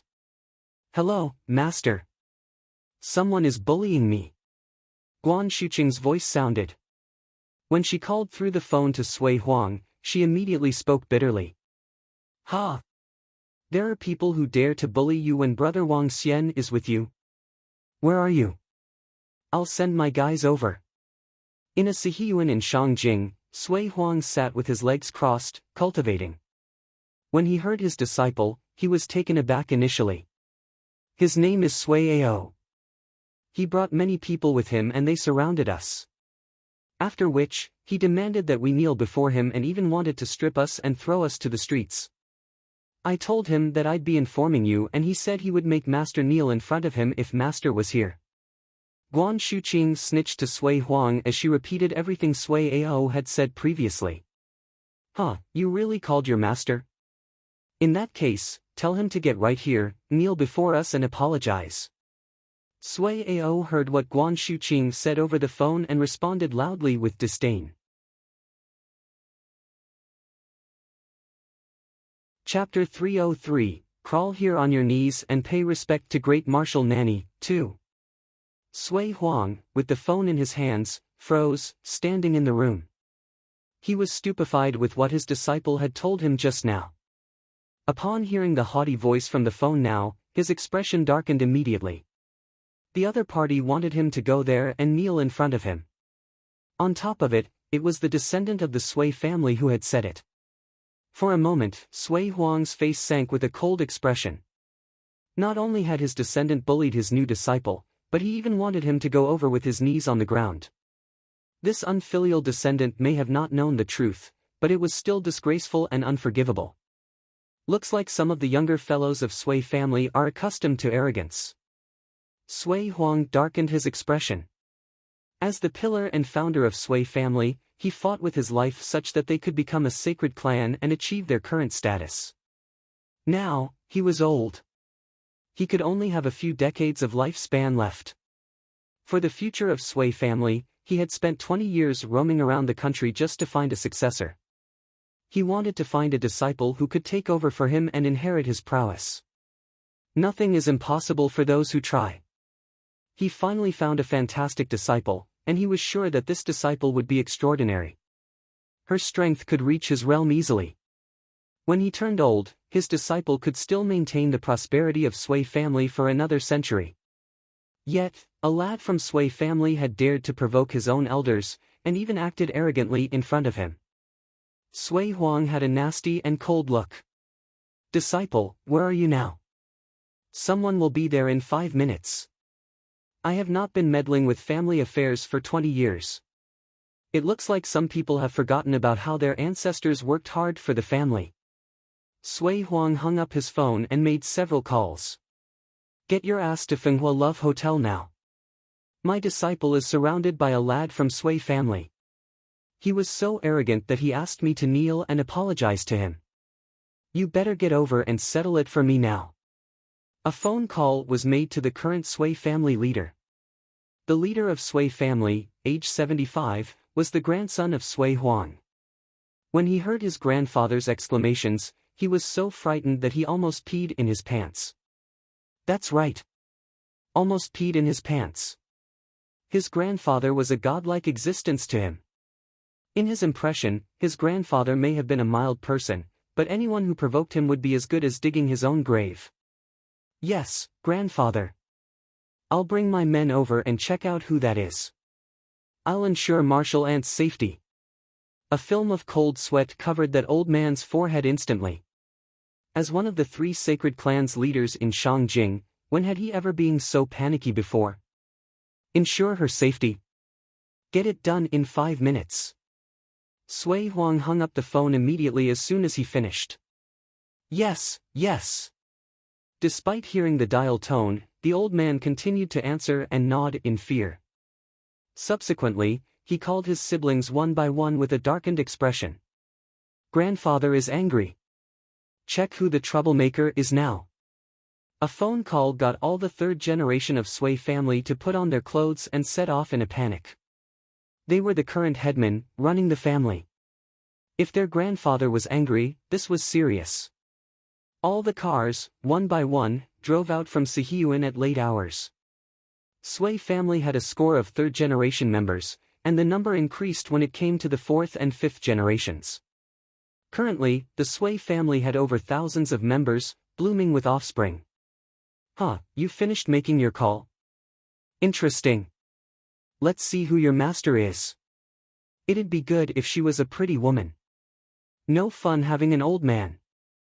Sui Ao chuckled loudly. Brother Ao, you have unique taste. What do you know? Brother Ao is growing rapidly. From Lolita, young girls, young ladies to pretty women, we should learn from him, the bunch of young men remarked with a smile. I hope you can laugh 5 minutes from now. Upon seeing their cocky faces, Guan Shuqing spoke with disgust. All of you will be kneeling before me in 5 minutes. Yuan Fei stared at them with disdain. Xiao Yu, Lan Qingyue, and the rest stared at them coldly. We'll wait and see if you can laugh later. The bunch of young men smiled and commented on Xiao Yu and the rest, looking at them from head to toe. Wang Xian and his gang kept quiet. Your 5 minutes are up. It looks like your master is late. In this case, why don't you guys just kneel down now? I don't have the time for you. Sui Ao looked at his watch after 5 minutes and commanded them with contempt. At this time, luxurious cars were parked at the hotel entrance with old men walking out from them. Brother! Clan leader! All the elderly people looked over and greeted the old man who was dressed as a clan leader with 2 golden words, Sheng Sui, on his clothes. Let's go! The old man swept a glance at the rest before he frowned at the sports cars in front of the hotel. A cold smile surfaced on his face. As soon as he was at the door, he heard the arrogant voice. The clan leader immediately pulled a long face and walked in. Those elders behind him were also looking stern. This incident not only enraged the clan leader, but it also incensed their grandfather. That man was the fundamental reason for Sui family to be standing firm. Do we need to kneel before you too? A voice resounded in the hotel lobby, stunning the group of young men. Sui Ao was puzzled as the voice sounded familiar to him. Who? Get in here. He turned around with some impatience in his soft bellow. This.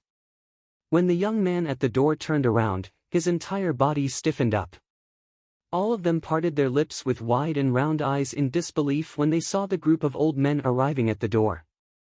A total of 20 old men were walking into the hotel with eye-catching family uniforms. There was another old man with an expensive-looking walking stick standing to the side. The bunch of young men at the door unconsciously stepped aside with trembling bodies when they walked in.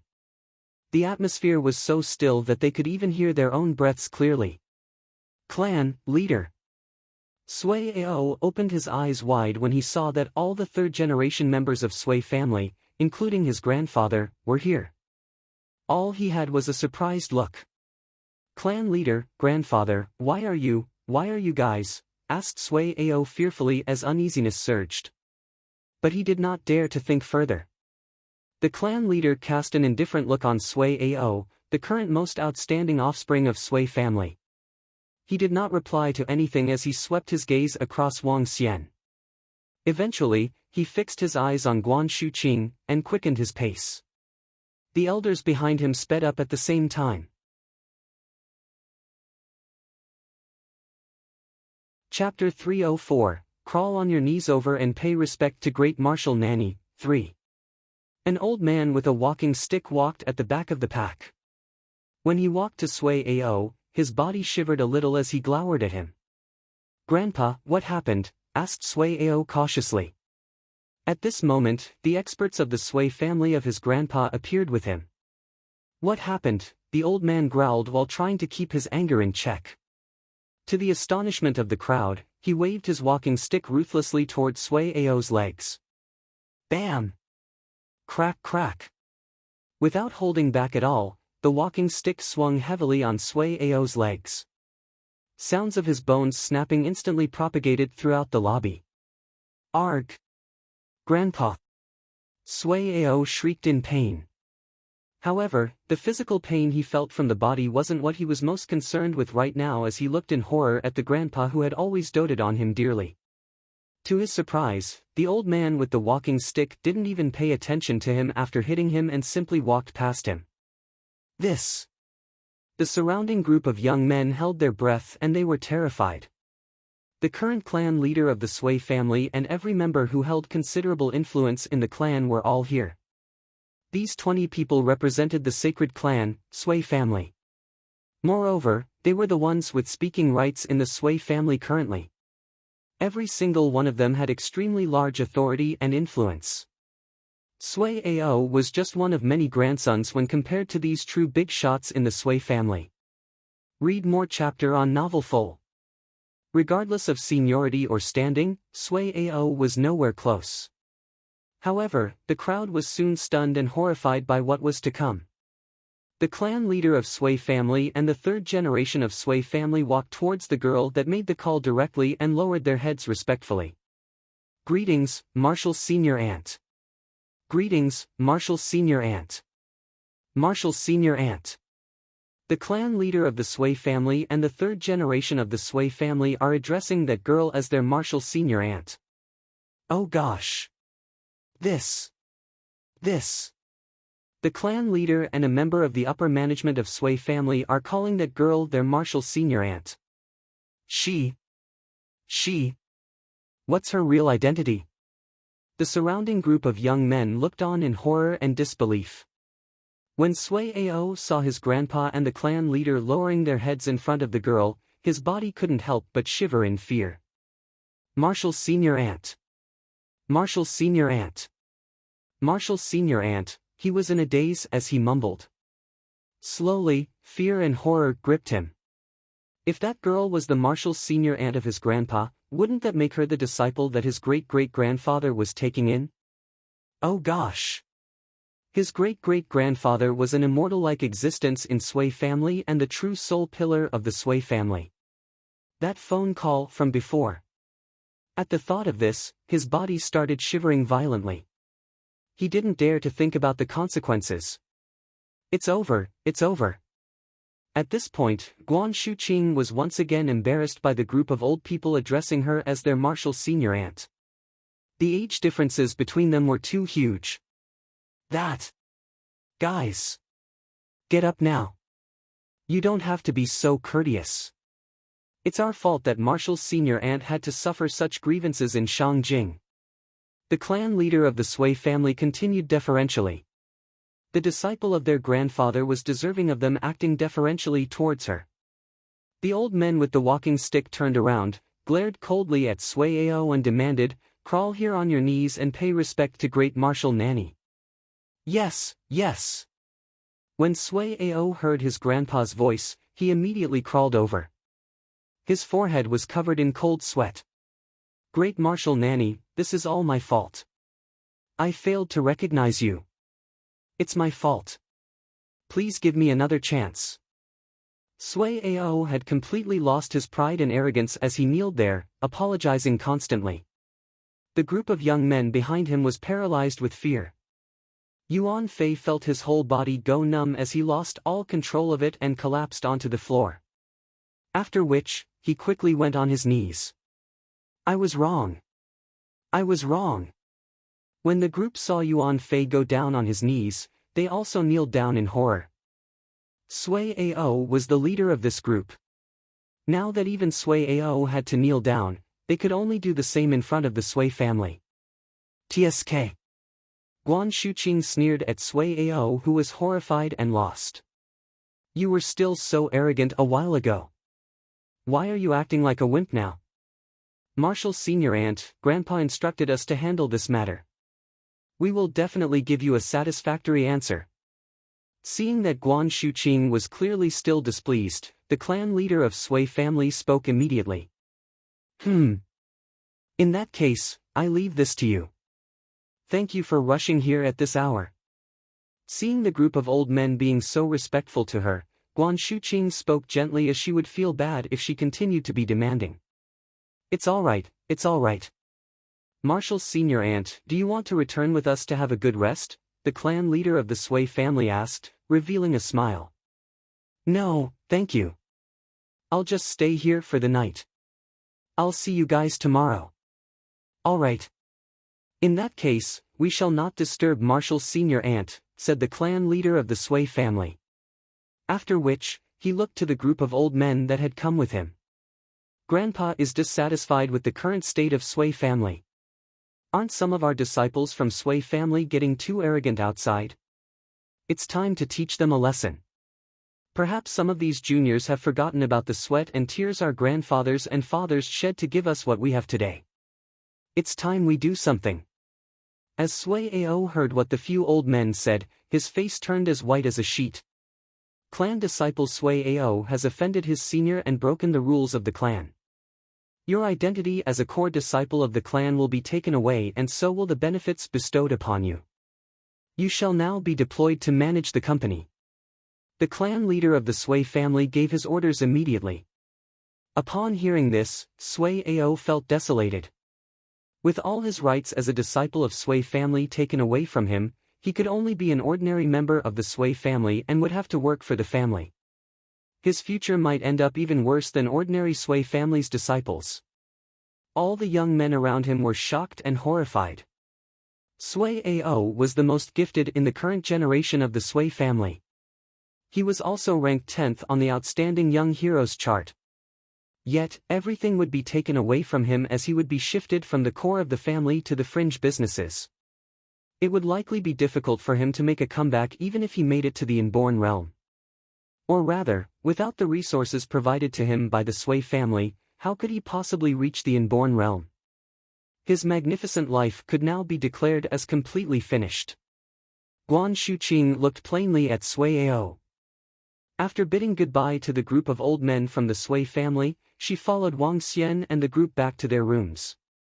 The clan leader of Sui family looked at the middle-aged men standing beside their martial senior aunt. We have investigated the matter in the day. If you do it again, our Sui family will come and annihilate you. Yes, yes.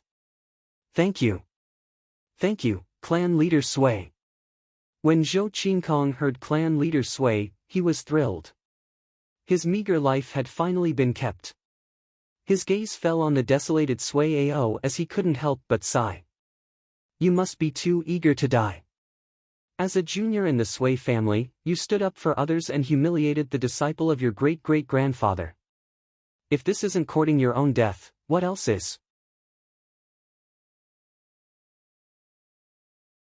Chapter 305, Arts of Refining Elixir Pills. A storm was over just like that. However, it did not affect the ebullient mood of the girls at night. The next day, the four ladies knocked on Wang Xian's door at 4 a.m. or 5 a.m. as they dragged him to see the flag-raising ceremony, all in high spirits. Wang Xian was speechless. Sometimes, women's energy was beyond imagination. After watching the flag-raising ceremony, they went to the famous bun shop in Shangjing to have some buns. Subsequently, they went shopping again. Wang Xian could only help to carry their shopping bags behind them as he watched the four pretty ladies walking into stores, one after another. It was only after just past 3 p.m. in the afternoon that they stopped after receiving Sui Huang's call. This is insane. Wang Xian let out a brief sigh. The group took a car and came to an ancient district in Shangjing. This place was known to be old and ancient because it was filled with Sihiyuan. In Shangjing, an ancient Sihiyuan could easily cost a few hundred million. It was not easy to get a place here even if one was wealthy.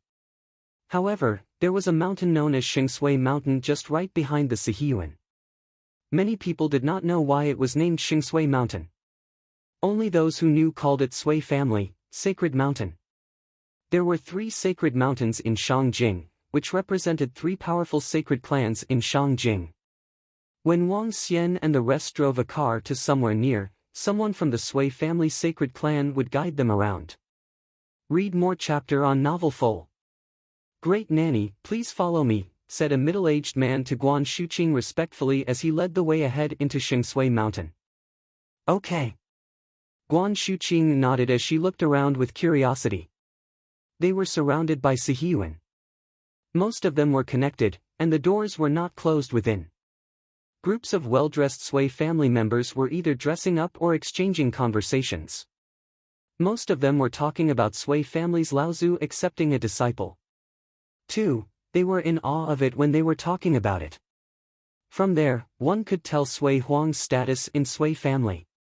Does the entire region belong to Sui family? Xiao Yu was surprised as she looked around. There were hundreds of Sihiyuan around them, spanning an area of several kilometers. This seemed like a small village. Yes, this is Sui family's territory. Our sacred mountain is just ahead. The middle-aged man smiled and nodded.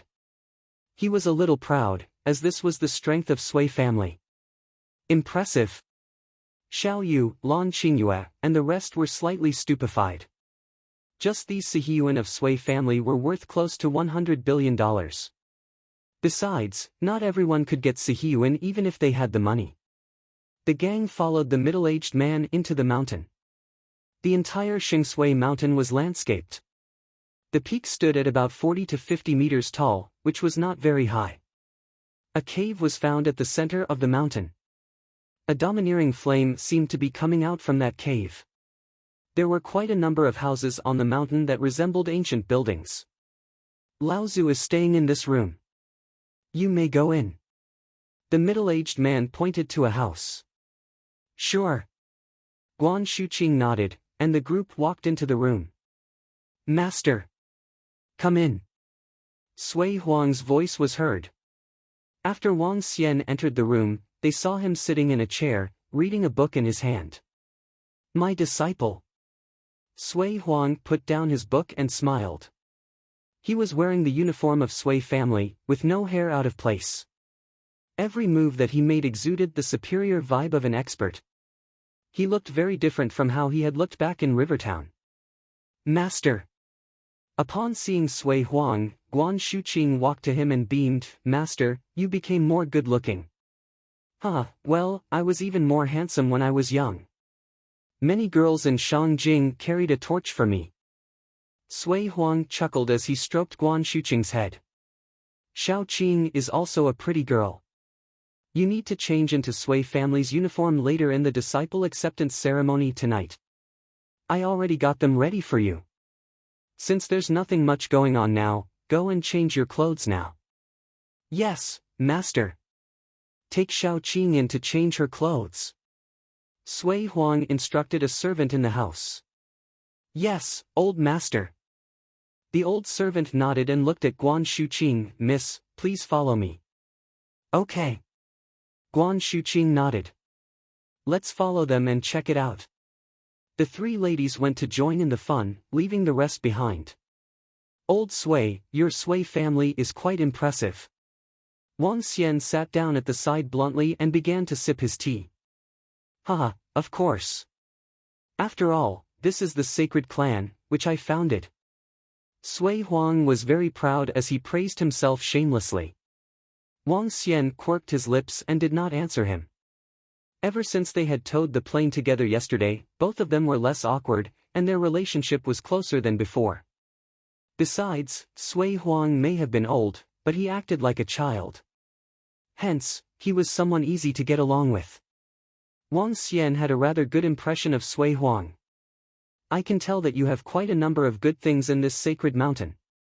Old Sui, I want to check it out. Haha, sure. I'll take you around. I've been managing this place for 100 years. Sui Huang stood up with pride. He signaled for Wang Xian to go out with him. This is the Sui family's sacred mountain, and it's not just a name. Sui Huang gazed at the surroundings and smiled when they were outside. What treasures do you have inside that cave? Asked Wang Xian with a smile. Let's go. You'll find out when you get there. Sui Huang chuckled and brought Wang Xian into a cave in the sacred mountain. They were swamped by the heat as soon as they went in. The temperature inside was at least 100 degrees. Any ordinary people would be incinerated the moment they entered. The entire cave was glowing in red. Wang Xian looked up and spotted 2 giant flame spiritual beads embedded in the top. Below it was fuming magma and a few tables for the use of cultivation. There was a red door deep inside, but he did not know what was behind the door. This is our cultivation area. What do you think? 2 spiritual flame balls, and one of them is body refining spiritual flame ball. Not bad, is it? Sui Huang said with slight contempt as he had spent quite a lot of effort to obtain these 2 spiritual flame balls.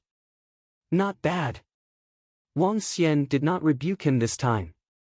The 2 spiritual flame balls were all level 10, one level higher than the spiritual flame ball he had gotten the other time.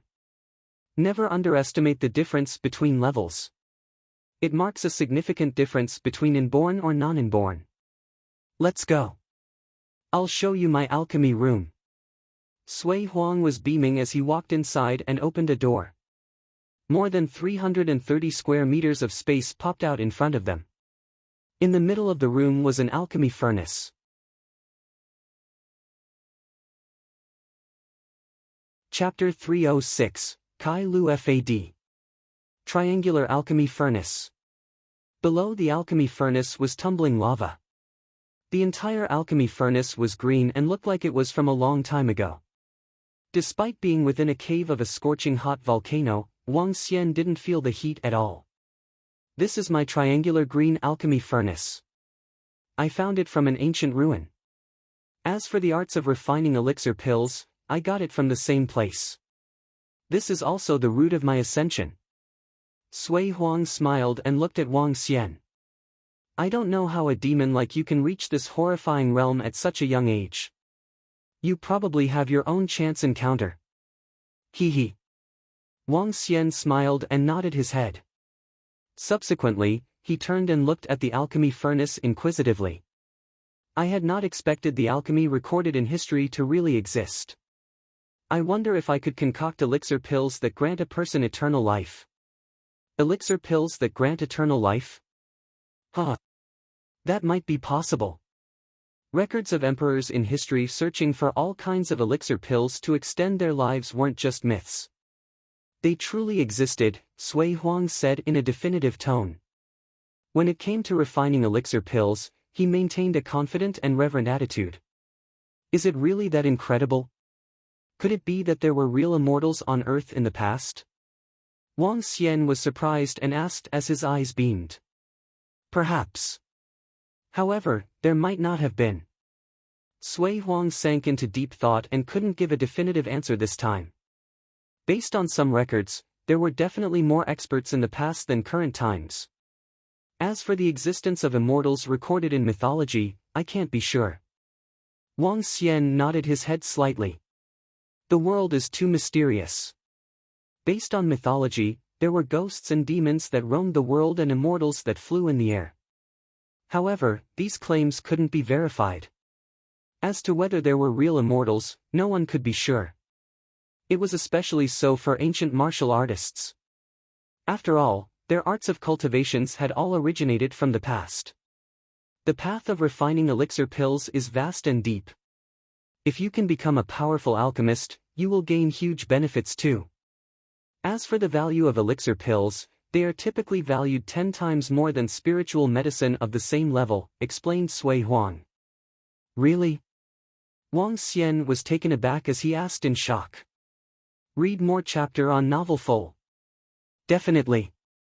The effects of level 1 elixir pills could match the effects of a level 2 spiritual medicine, Sui Huang explained as if he was explaining a known fact. spiritual medicine in the world is just simple elemental energies and effects. If you could mix them with other spiritual medicine to form elixir pills, the effects of the elixir pills would be several times better. Naturally, refining elixir pills is an extremely difficult thing. It requires great talents and control over fire. At my current realm, I am only able to refine up to level 5 elixir pills. A level 5 elixir pills made by me can allow a half-step to Inborn Realm expert reach the Inborn Realm directly without obstructions. Level 6 elixir pills can allow an Inborn expert to reach the half-step to Dan Realm. Level 7 elixir pills can allow a half-step to Dan Realm expert to reach the Dan Realm. Wow, that's incredible. Wang Xian was shocked. The path of cultivation requires Kai, Lu, Fa-D. Based on this sequence, Kai is the first requirement. It represents resources. What's the most important resource for cultivation? That is spiritual medicine. Lu represents cultivators who cultivate together. It is about interaction, cross-verification and helping each other understand. Lu could also refer to one's master and receiving guidance from one's master. Naturally, it could also refer to couples. Fa refers to the cultivation method. In other words, it's the secret art of cultivation. As for D, it's about the location of cultivation. Kai, Lu, Fa, D together are a train of thoughts that any cultivators, past or present, can agree to. Resource is the first requirement and therefore you should be able to see the importance of spiritual medicine and spiritual grass. Sui Huang explained to Wang Xian. Wang Xian pondered. As a divine dragon and having the divine dragon system, the system could substitute for Lu. For Fa, he had the divine dragon transformation. For D, he had his dragon palace. He was only lacking in Kai. If the system was similar to the divine dragon cultivation system, would Kai appear in the system in the future? Only by having all 4 requirements could he become a powerful divine dragon. As for the notification from the system, he had only learned about the dragon palace after subduing 3 marine animals. Could it be that I need to reach a certain condition to have the Kai? If that's the case, what should I do? Can it be that I need? Wang Xian's eyes beamed as he looked to the triangular green alchemy furnace. Since he had obtained the system, there were few notifications. Moreover, this system was different from common novels he had read. The system did not issue him a mission or a main path to follow. He had to do the discovery of most things by himself. Old Sui. That, Wang Xian's eyes shimmered and smiled. Old Sui, can you let me take a look at your arts of refining elixir pills? When Sui Huang heard him, he was taken aback. His expression turned gloomy and looked at Wang Xian with ridicule. Rascal, you have pretty thick skin. Passable, passable. Wang Xian pressed on and continued, I'd just like to take a look as I'm interested in it. If I can become an alchemist, I'll send some level 6, 7 and 8 pills to you after I refine them in the future. Sui Huang was a little annoyed upon hearing Wang Xian. Level 7, 8? Do you think the arts of refining elixir pills is that simple? Disregarding refining elixir pills, can you find level 7 and 8 spiritual medicine and grass? You sure know how to brag. In that case, tell me what I have to do for you to show me your arts of refining elixir pills? Wang Xian asked directly. You little rascal. Sui Huang wasn't pleased when he heard that Wang Xian wanted to learn about alchemy. This was his trump card and the reason for his ascension. However, he recalled that his wife would be his disciple. He couldn't guarantee that his disciple wouldn't let this rascal know. I'm fine with you taking a look at the arts of refining elixir pills. However, in the future and as long as you are alive, if my Sui family is in trouble, you have to help them. Besides that, give me some treasures that interest me. Otherwise, don't even think about it. Sui Huang said with a little disdain. I'm fine with helping out but I can't be forever guarding your Sui family, right? 3 times. 3 times at the maximum. As for treasures. Wang Xian frowned. He didn't seem to have any treasures at all. Even his spiritual medicine was used up by this old man. I'll give you the treasures when I find them. In that case, let's continue this conversation when you have something that interests me. After finishing these words, Sui Huang continued impatiently, Go, go. I'm not bringing you around anymore. If something interests you, you might just take it away from me considering how thick-skinned you are. Damn. Old man. Am I a person like that? Wang Xian was speechless and asked him this directly. You aren't. You just asked me for my trump card. You are not a person like that, sneered Sui Huang. You didn't even give me anything, right? Wang Xian choked and his voice softened. I'm not silly. Who would give you this the moment you demand it? Sui Huang shot him a deathly glare. All right, I shall not argue with a petty guy like you. When I find the treasures that can interest you, I'll exchange them for your arts of refining elixir pills, answered Wang Xian shamelessly. After which, he changed the subject rapidly. Hee. Let's go. Old Sui, show me around the place. TSK. Not calling me an old man anymore. Old Sui, please.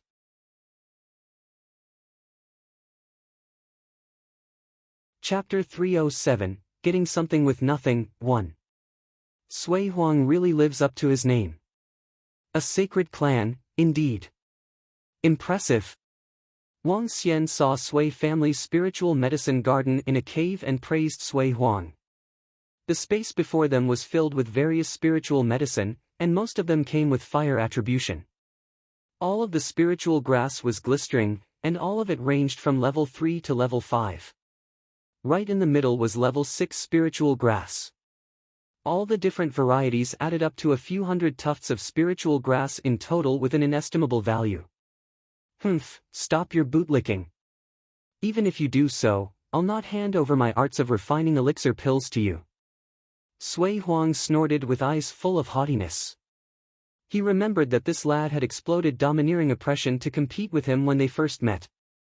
Obviously, Wang Xian had wanted to overwhelm him on their first encounter. Now, he finally gained back some face. Heh. Wang Xian was not embarrassed at all despite the fact that his trick was discovered. He laughed, Didn't you ask me how I managed to raise my spiritual grass so easily the other time? This has got something to do with my physique, and I'm a doctor. As Wang Xian spoke, he walked and put his hand in the garden.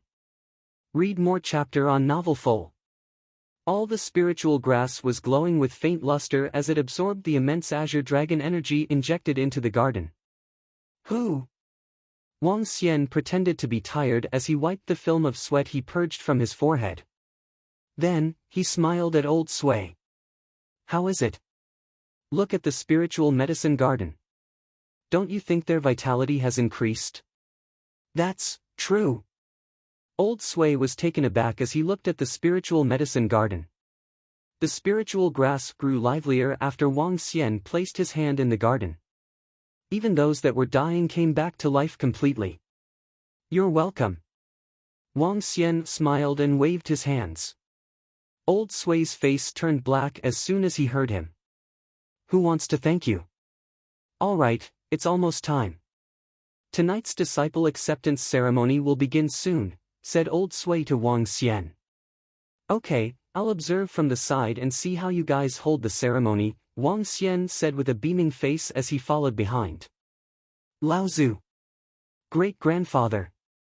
Grandfather. As soon as they walked out of the cave, they saw the descendants of Sui family walking toward the sacred mountain. They were slightly taken aback when they saw Sui Huang walking out. Immediately, they bowed to him with respect. Okay. Sui Huang nodded and entered the same room that he had come out of just now. Sui family members gazed at Wang Xian with doubts. They did not understand why a young man was standing beside Laozu. Master. Guan Shuqing, who was waiting in the room, came out immediately as soon as Wang Xian and Sui Huang stepped in. Beautiful. Beautiful. Sui Huang looked at Guan Shuqing with a satisfied expression on his face and chuckled. Guan Shuqing was wearing some vintage wear that resembled those uniforms from before the 1950s. Her clothes were all black with a flower embroidered at the chest. On it was written, "Tu." This represented the second generation of Sui family, and also the disciple of Sui Huang. Sui family's uniforms looked the same except for the numbers at the chest to distinguish the generations. "Yes, you're quite pretty." Wang Xian smiled at the side, as the design of Sui family's uniform was beautiful. "Let's go." "It's almost time," Sui Huang said to them as he looked at the wall clock that was almost striking 5 p.m. Guan Shuqing nodded. The group of people followed Sui Huang to the mountain summit. There was a small square, half the size of a stadium, on the summit. It did not seem crowded even with more than 1,000 people standing there. On the summit were some tables with food. The dishes were simple, just like the home-cooked food of any ordinary families. Back in the center were 9 cauldrons. The one in the middle was the biggest, about 5 meters in size, with flames burning in it. It was surrounded by another 8 smaller cauldrons. The cauldron in the middle was known as the Emperor Cauldron. Starting from the north in a clockwise direction, the 8 cauldrons were known as Bao, Du, Cang, Gang, Tong, Fu, Jing, and Kuei cauldrons. 9 cauldrons represented prosperity for the nation and family. This meant that Sui family would prosper forever. There was a central seat and 2 accompanying seats just below it at both sides. The 3 seats were empty at the moment. All the members of Sui family aged 5 and above were all present. They turned their attention to Sui Huang as soon as they arrived. "Wang Xian, you shall sit beside me. Disciple, you shall stand at the center position," Sui Huang said to Wang Xian and Guan Shuqing. Allowing Wang Xian to take the accompanying seat was a form of recognition of his ability, as though he was on par with Sui Huang. Therefore, he was fit to sit in that seat. The other accompanying seat was saved for today's main highlight, Guan Shuqing. Wang Xian and the rest nodded. Lan Qingyue and Xiao Yu took the seats at the furthest end. Following Sui Huang to the central position, Wang Xian smiled as he took the accompanying seat. Sui family members were surprised to see a young man sitting over there. All of them found it unbelievable. How could such a young fellow deserve to sit on that accompanying seat? What ability did he possess? All the second-generation members were seated below them. But since Lao Zhu did not make any comment, the rest of the people did not dare to say a word. "I'm sure you know why we're gathered here today. I, Sui Huang, have taken a new disciple. She will be my last disciple." Sui Huang stood up slowly as he overlooked everyone on the stage as he spoke. Wang Xian did not pay attention to the cumbersome ceremony procedures of the sacred clan. Instead, he observed the people below him. The entire sacred clan, Sui family's, strength was gathered in this place. All the experts in the Sui family were present. 23 inborn experts. TSK. Sui family possesses quite a formidable strength. An alchemist, indeed. He can nurture experts at a rapid speed. Wang Xian exclaimed. He recalled that the number of inborn experts that Flame Palace had, including those who joined at a later stage, was only about 16. A single Sui family already had 23 of them. With such a strong expert like Sui Huang around, the Flame Palace was never a match. The ceremony was usually cumbersome for ancient families. Kneeling and bowing, serving tea, and paying respects took around 10 minutes. "Okay, disciple. Come over." After the procedures, Sui Huang beckoned Guan Shuqing over with a beaming face. "Yes, master." Guan Shuqing smiled and took a seat by his side. "Congratulations to father for accepting an outstanding disciple. Junior sister, how are you? These are some gifts. I hope you like them." At this time, several elders who were sitting in front stood up on both sides. They bowed to Sui Huang and took out their gifts one by one. "All of you have put in the effort. Xiao Qing, accept them. They should give you gifts."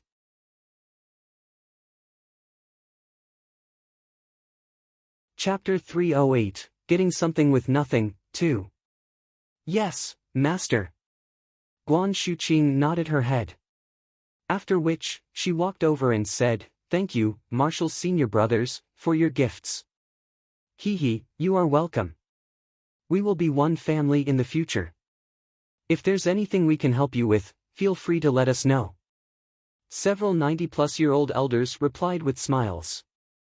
Although they were old, they were in the pink of health. This might be because they were all inborn experts. "Junior sister, this is a defective flame ball. It's a shame that I can't find a complete one. I have been using it for more than 10 years and have little use for it now. I'd like to give this to junior sister as something you can use to protect yourself. Junior sister, this is the highest level elixir pill I can refine right now. It's a level 3 elixir pill and highly nourishing for a girl's skin. I don't know what kind of weapons junior sister uses. Therefore, I'd like to give this jade dagger to junior sister." A few old men took out their gifts and handed them over to Guan Shuqing. "Thank you. Thank you, Marshall's senior brothers." Guan Shuqing thanked them immediately. "Hee, you're welcome. I heard junior sister reached level 9 martial artist after just a month of cultivation. We are really embarrassed in comparison. You might just be able to reach the level of our father in the future." The 5 sons of Sui Huang exchanged pleasantries with Guan Shuqing. Clearly, they knew what the junior sister in front of them would become in the future. "Thank you for all your gifts. I really like them." Guan Shuqing felt spoilt by the gifts she received. The gifts from them were truly valuable and she really fancied the gifts. Wang Xian stayed by the side and smiled. The people of the Sui family were generous and the gifts were all highly valuable. Read more chapter on novel full. It's been close to 10 years since I have gathered everyone here. The oldest of the 5th generation children are already 29 years old. Let me see the strength of these kids. Sui Huang looked plainly at the last row of disciples and shouted. "Yes, Grandpa. 5th generation of the Sui family, step forward now. Show your strength to your Laozu." The current clan leader of the Sui family stood up and shouted at the crowd of 5th generation disciples. A group of young people and teenagers stood up immediately. Surprisingly, there were close to 100 of them. "Lift the cauldron," shouted the clan leader. The group of young people and teenagers nodded their heads and stepped forward to the large cauldron in the middle of the room. "Ha!" A young man shouted as he grabbed a large cauldron. Expending all his strength, he lifted the large cauldron up. His face was flushed as a result. "Ha! Ha! Ha!" One after another, the young people and teenagers grabbed cauldrons of various sizes and lifted them up. Wang Xian noted that the weight of each cauldron was different. One could tell the strength of them by looking at the cauldron they lifted. Level 5, Level 6, Level 7, Level 8, Level 9.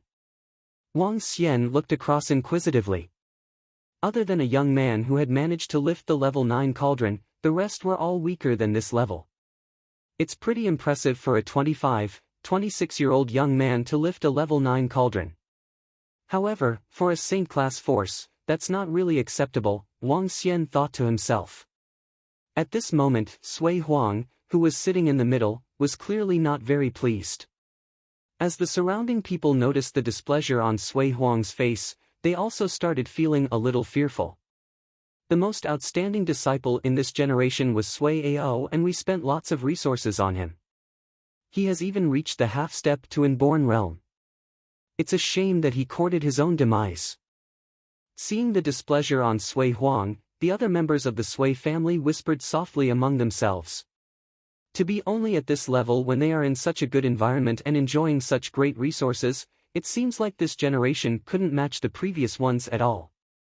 Sui Huang gave his comments emotionlessly.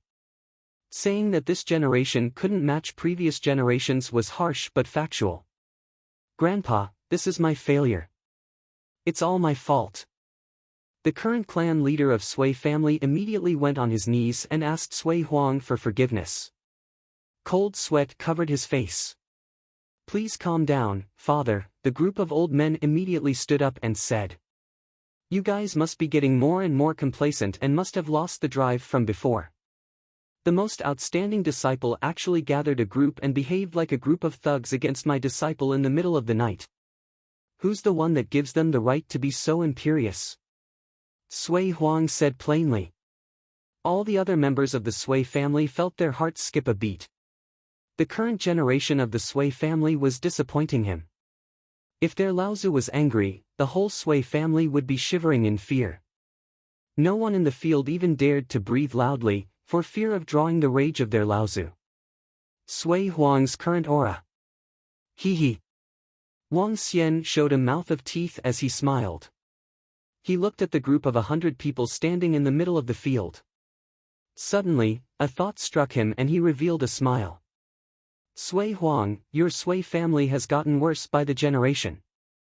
When I visited the newly crowned sacred sect, Flame Palace, a while back, they had 2 outstanding disciples who are on the outstanding young heroes chart. It appears that your family doesn't even have one. Wang Xian said with a mocking tone, and his voice resounded in the field. Everyone could hear him clearly. The surrounding crowd was taken aback and looked at Wang Xian in shock. They were furious but embarrassed. A young man said right in the face of their Laozu that the descendants of the Sui family were all trash. This was equivalent to openly mocking and criticizing them. It was especially so on this occasion. When Sui Huang heard Wang Xian, his face turned gloomy instantly. He also knew that his descendants weren't great at all. However, he didn't need an external person to point it out so blankly. Please choose your words carefully, young man. Our sacred clan isn't something that anyone can look down on. Comparing us with Flame Palace, who has been annihilated, you have gone overboard. Rascal! Apologize immediately. 2 old men from the 3rd generation of the Sui family looked solemnly at Wang Xian and demanded.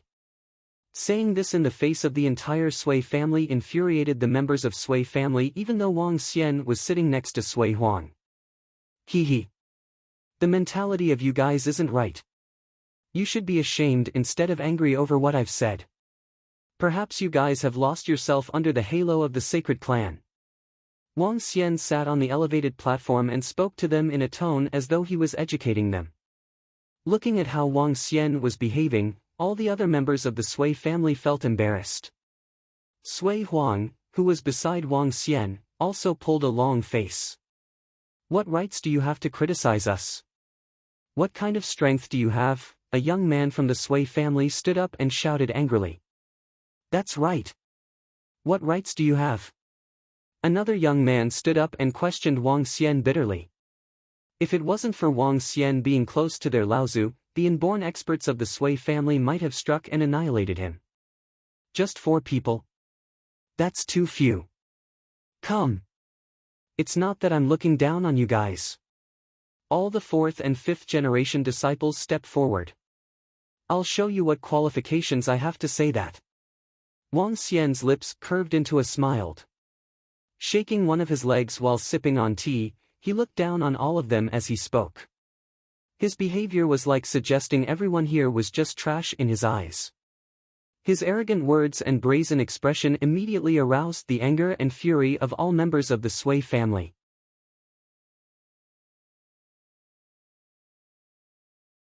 Chapter 309, Succeed. Boom!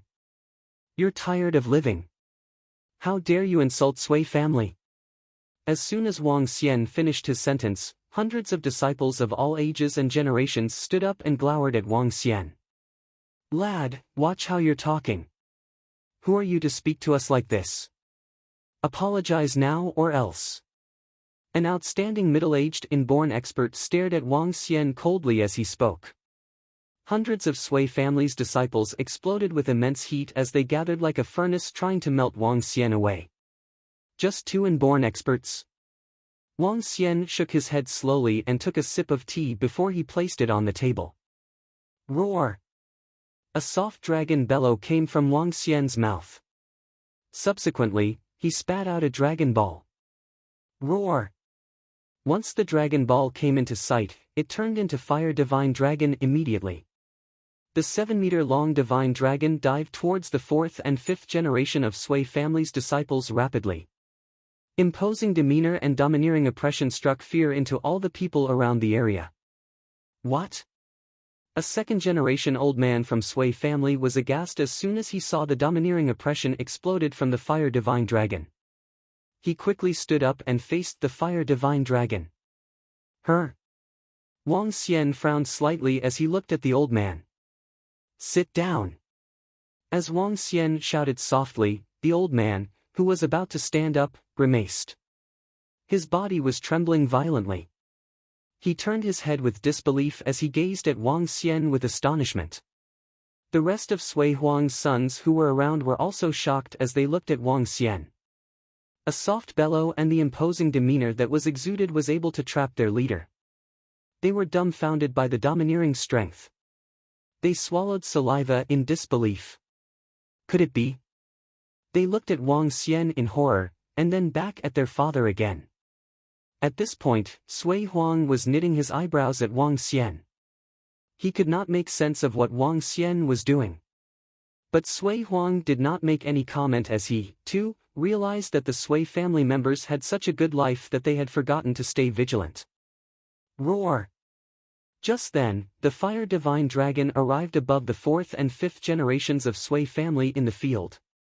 Daunting dragon power encompassed them over their heads, and the blazing flame struck fear on their faces. That's scary. A 5th-generation disciple was appalled as he quickly fled to a far distance. Divine Dragon, this is the legendary Divine Dragon. More disciples collapsed immediately onto the ground, as they were aghast. Roar! Another dragon roar was heard. 5 to 600 4th and 5th generation disciples let out a sharp and painful shriek as intense flames swept across. Most of the disciples of different ages were injured as fear crawled all over their faces. They were crying in pain as they rolled on the floor. Only a handful of people, 5 or 6, stood below with determination as they gazed at the dragon in the sky with pale faces. Child, my child. Child, stop it. The elders from Sui family broke out heart-wrenching pleads. The situation turned chaotic on the sacred mountain of Sui family. Yet, not only Sui Huang, but the 2nd and 3rd generation elders also darkened their expressions upon seeing such a situation. They were not furious at Wang Xian, who had made a joke out of their descendants. Instead, they were outraged by the performance of their younger generations. Coward, coward! A 2nd-generation old man of Sui family gritted his teeth. He lowered his head with shame. Sui family's clan leader was so ashamed that he shook his head. Sigh. Just then, Wang Xian let out a sigh on the stage. He was looking upset as he took out 6 glowing beads slowly from his arms. 6 of them were giving off a mixture of sapphire and red glow, which made them look creepy.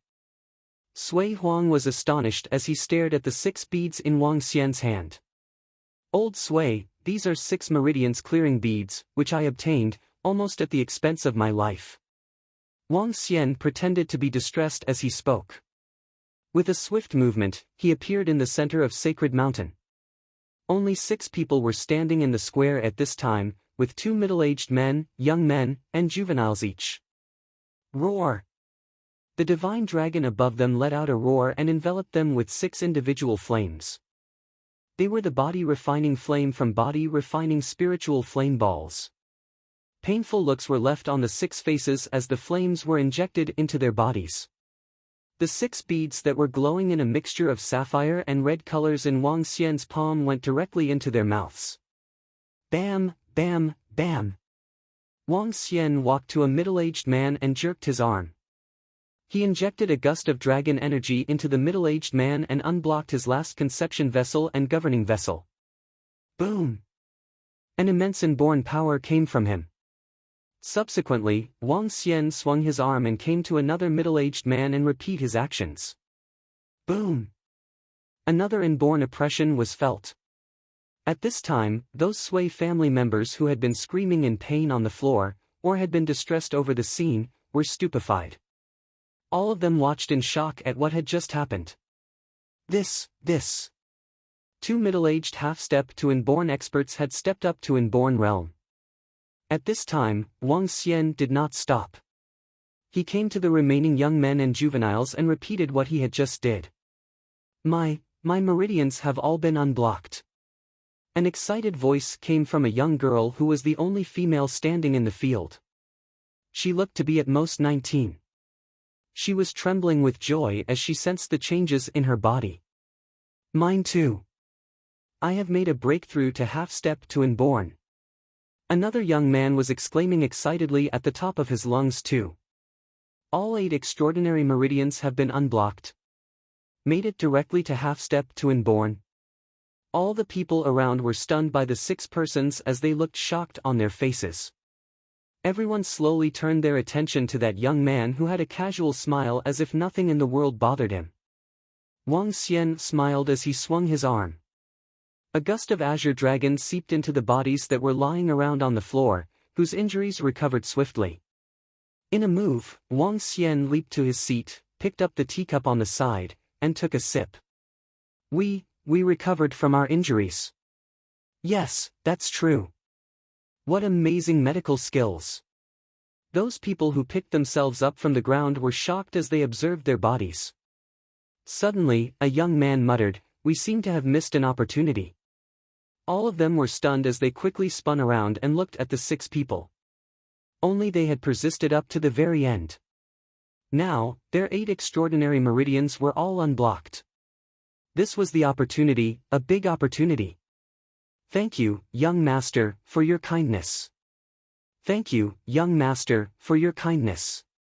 The second and third generations of Sui family quickly stood up from their table and greeted respectfully. They were no longer enraged or infuriated as before, instead showing a high level of respect for this young man since he had done so much for the good of Sui family.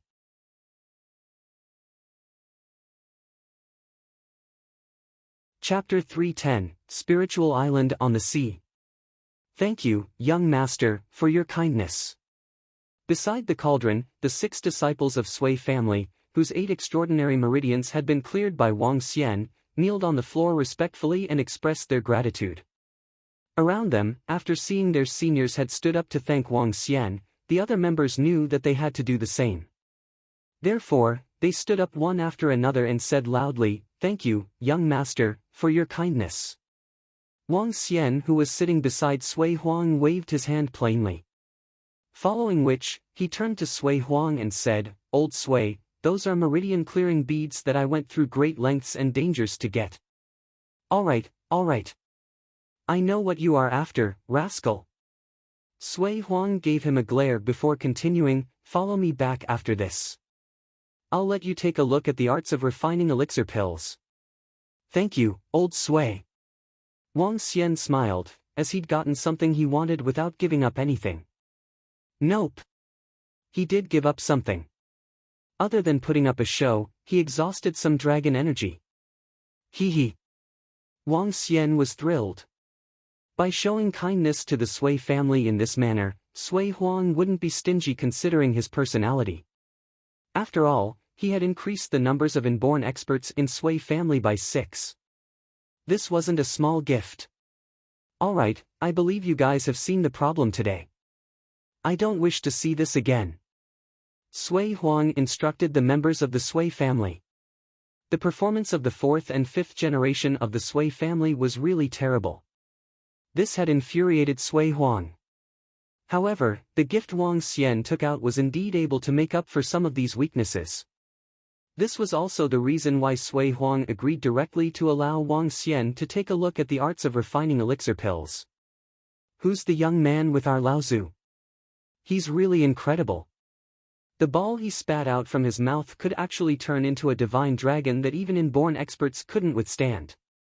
The ability to heal the injuries on everyone with a wave of his hand is really amazing. If he can sit beside our Laozu, he must be at the same level as our Laozu. At the same level? Oh gosh! He's so young and yet he's already at the same level as our Laozu? Unbelievable superpower. That's what a real expert is. As the ceremony ended, the group saw their Laozu leave with Wang Xian. The disciples of the Sui family were whispering fervently and were clearly in awe. Even the second generation of the Sui family had to look at the figure in fear and respect as they sighed. Wang Xian could hear the constant compliments and worship of the Sui family's disciples behind him. Subconsciously, he revealed a faint smile. He followed behind Sui Huang and arrived at a cave enthusiastically. "This is the book recording the arts of refining elixir pills. I'm only allowing you to read for a night." Within a cave, Sui Huang took out a simple-looking book made of parchment paper. On the parchment paper, dense ancient text was written all over. Luckily, what was comforting was that there were various papers slotted in between the parchment sheets. These were the explanations for the ancient text. "All right. Thank you, old Sui. I'll give you a godly elixir pill after I refine them." Wang Xian laughed. After informing Guan Shuqing, Xiao Yu and the rest, he took up the arts of refining elixir pills and started going through them. Puff! "I hope it works." Wang Xian took a deep breath. If he could extract dragon energy from spiritual medicine, he should be able to do the same for elixir pills. Going further based on what Sui Huang had explained, an elixir pill had 10 times the effects of spiritual medicine. That would mean that the dragon energy within the elixir pill was at least several times that of the spiritual grass. In that case, refining an elixir pill could also allow him to increase his strength level quickly. Furthermore, although he was able to raise Dragonians rapidly to the Inborn realm, it would be extremely difficult for him to raise them to the Dan realm. Even if he wished to help, it wouldn't work. Therefore, if he could refine powerful elixir pills and if he had the ability to breed spiritual grass and medicine, he could raise the strength level of Dragonians to the Dan realm rapidly or even to a higher level. Wang Xian flipped through the arts of refining elixir pills slowly as he memorized each word on it. Ding! Grasped the arts of refining elixir pills. After 5 hours, the notification of the system sounded in his mind. Wang Xian revealed a faint smile. Name, Wang Xian. Race, 5 elements divine dragon, able to transform into a human. Level, 7, dragon energy, 1963 421/10-000000. Superpower, dominate marine animals, ability to rule any marine animals that are lower than your own level, devour any form of marine animals, for extraction of dragon energy, 5 elements control. Art of cultivation, divine dragon transformation. Arts of refining elixir pills, alchemist apprentice, refine all elixir pills in the world with the origin source flame. Wang Xian looked at his personal attributes through the system and noticed a new, arts of refining elixir pills, under his, art of cultivation. Moreover, the introduction of his arts of refining elixir pills looked much stronger. Refine all elixir pills with the origin source flame. I wonder how strong the arts of refining elixir pills is. However, I'm just an alchemist apprentice at this moment. Should I try to refine some elixir pills? Level 3 elixir pills and below would not require an alchemy furnace to refine. However, it would still require a fire attribute cultivator. It's a shame that I do not have any spiritual grass or medicine with me currently.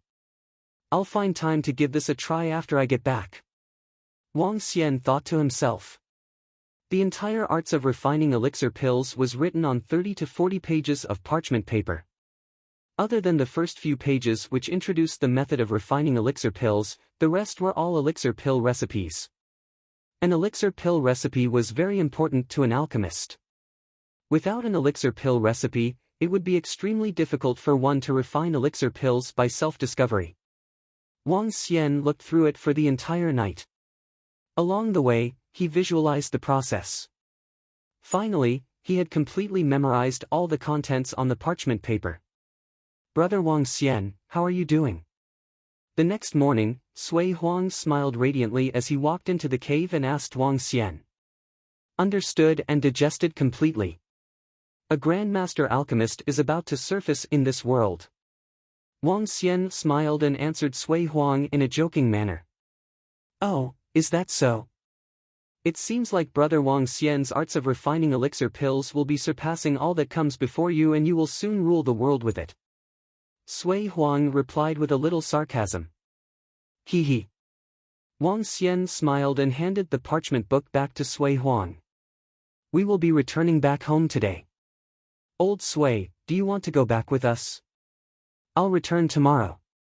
I still have some family matters to handle. Sui Huang answered and shook his head. Wang Xian nodded his head, exchanged some casual words and left the cave. Young master. At this moment, Mo Qinglong came to him and reported, Young master, it's about the Dragonians. Oh, what's the matter? Wang Xian asked immediately. They had found the real culprit behind the incident of Mo Ersan and Mo Sanyi previously. However, Wang Xian had instructed Mo Yuan to investigate the source instead of taking revenge immediately. One of our brothers found a piece of spiritual land on the sea, said Mo Qinglong enthusiastically. Spiritual land? Wang Xian was shocked and felt confused. Mo Shiwu found a well-hidden island in the sea. The island has dense spiritual energy on it. Based on his conjecture, it should be the remains of an ancient sect and there should still be treasures on it. However, the island was surrounded by strong marine animals guarding it. The island was also extremely mysterious. Mo Shiwu didn't find the island by himself. Those that were with him have already informed their families and sects. If that was really the ruins of a sect, there might be quite an amount of spiritual medicine in it. It might even have more spiritual treasures.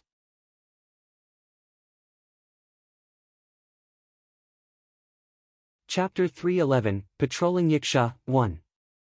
The ruins of the ancient sect, is the spiritual island? Wang Xian wondered with a tinge of fervor. Since meeting the Sui family yesterday and having witnessed their possession of countless spiritual grasses and treasures, Wang Xian had realized his destitution. He had $2 billion cash on hand as capital. But he had since handed all of this to Lan Qingyue, in request that the Lan family help with the procurement of gold and silver.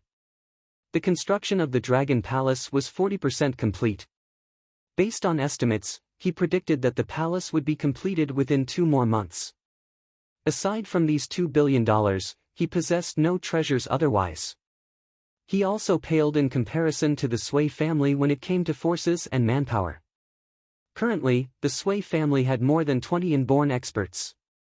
Meanwhile, of the Dragonians in the Dragon sect, the only inborn experts were Mo Yuan and Mo Qinglong. Given their speed of cultivation, it would take another month before the remaining Dragonians could set foot in the inborn realm. By then, the abilities of his forces would be rather prominent, with 50 inborn experts as his henchmen.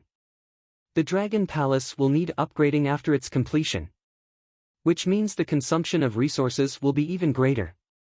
I'd better prepare beforehand. Would be best if I had the means to earn spiritual stones in the long run, Wang Xian thought to himself. He would have to go all out for these ruins of the ancestral sect, given that he had way too few resources on hand. So much so that even a level 1 force was richer than him. Where's the spiritual island located? Let's head right over today. Wang Xian exclaimed to Mo Qinglong without the slightest hesitation. It's about 500 kilometers away from Rivertown, in the open sea. Mo Qinglong replied. Young master, should we gather the Dragonians from the Dragon sect?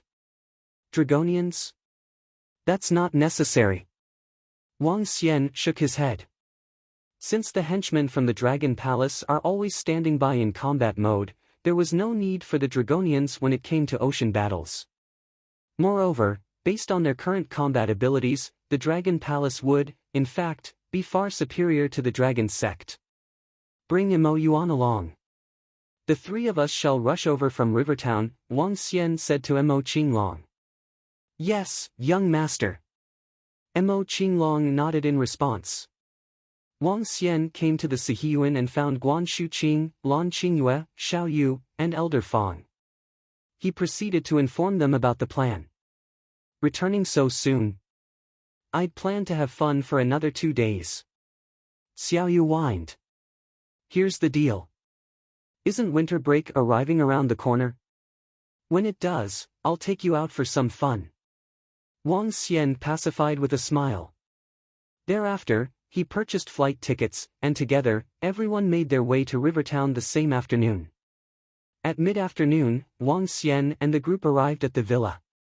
Wang Xian boarded the yacht with embarrassment as Guan Shuqing and Lan Qingyue gazed in dismay. "Young master, we'll have to rush over at the soonest time possible. Mo Shiwu has reported sightings of 3 major forces gathering around Spiritual Island," Mo Yuan reminded Wang Xian. "Yep." Wang nodded in acknowledgement. As he stood on the deck, his heart stirred. Shum, shum, shum. In the nearby waters, creatures surfaced one by one. As they emerged, they opened their eyes and gathered around a gigantic turtle. "Follow the Dragon King." Prime Minister Turtle commanded members of the Dragon Palace. As he did, he shook the mud off himself and opened his eyes slightly. "Yes, Prime Minister Turtle." The members nodded in acknowledgement. The force was comprised of Roving Heavens, Roving Girl, Roving Lobster, and 9 venomous sea snakes. They were also followed by devil monkeys from the Devil Division, led by Roving Heavens. Together, the devilish creatures followed closely beneath the yacht as it pressed on. After a period of cultivation, all members of the Dragon Palace had undergone massive changes. The appearance of Roving Girl had become increasingly human-like. So much so that an outline of her nose and eyes formed and became more defined, with droplets lining their edges. As for Roving Lobster, its physical size grew up to 3 meters. It shimmered in a body of gold, while its 2 mammoth pincers added to its majestic air.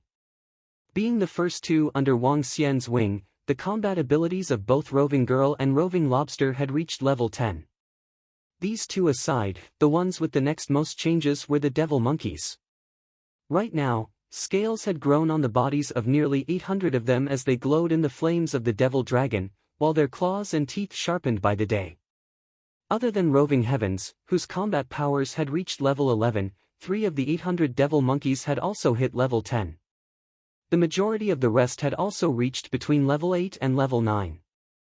It would not be long before all devil monkeys could conquer ocean battles, armed with a level 10 prowess. The yacht soared ahead, making a dash for the open sea. Close to 7 hours later, Wang Xian and gang finally closed in on where Mo Shiwu was. "Over here?" Wang Xian asked with squinted eyes as he surveyed the area ahead. Just then, as it descended at the far end of the horizon, the last rays of the evening sun shone upon the sea surface. But Wang Xian soon discovered, to his astonishment, a thick fog surrounding the areas in front. And just up ahead, the misty fog continued to ascend. The ocean is a magical place, where mystical seas are filled with miraculous creatures.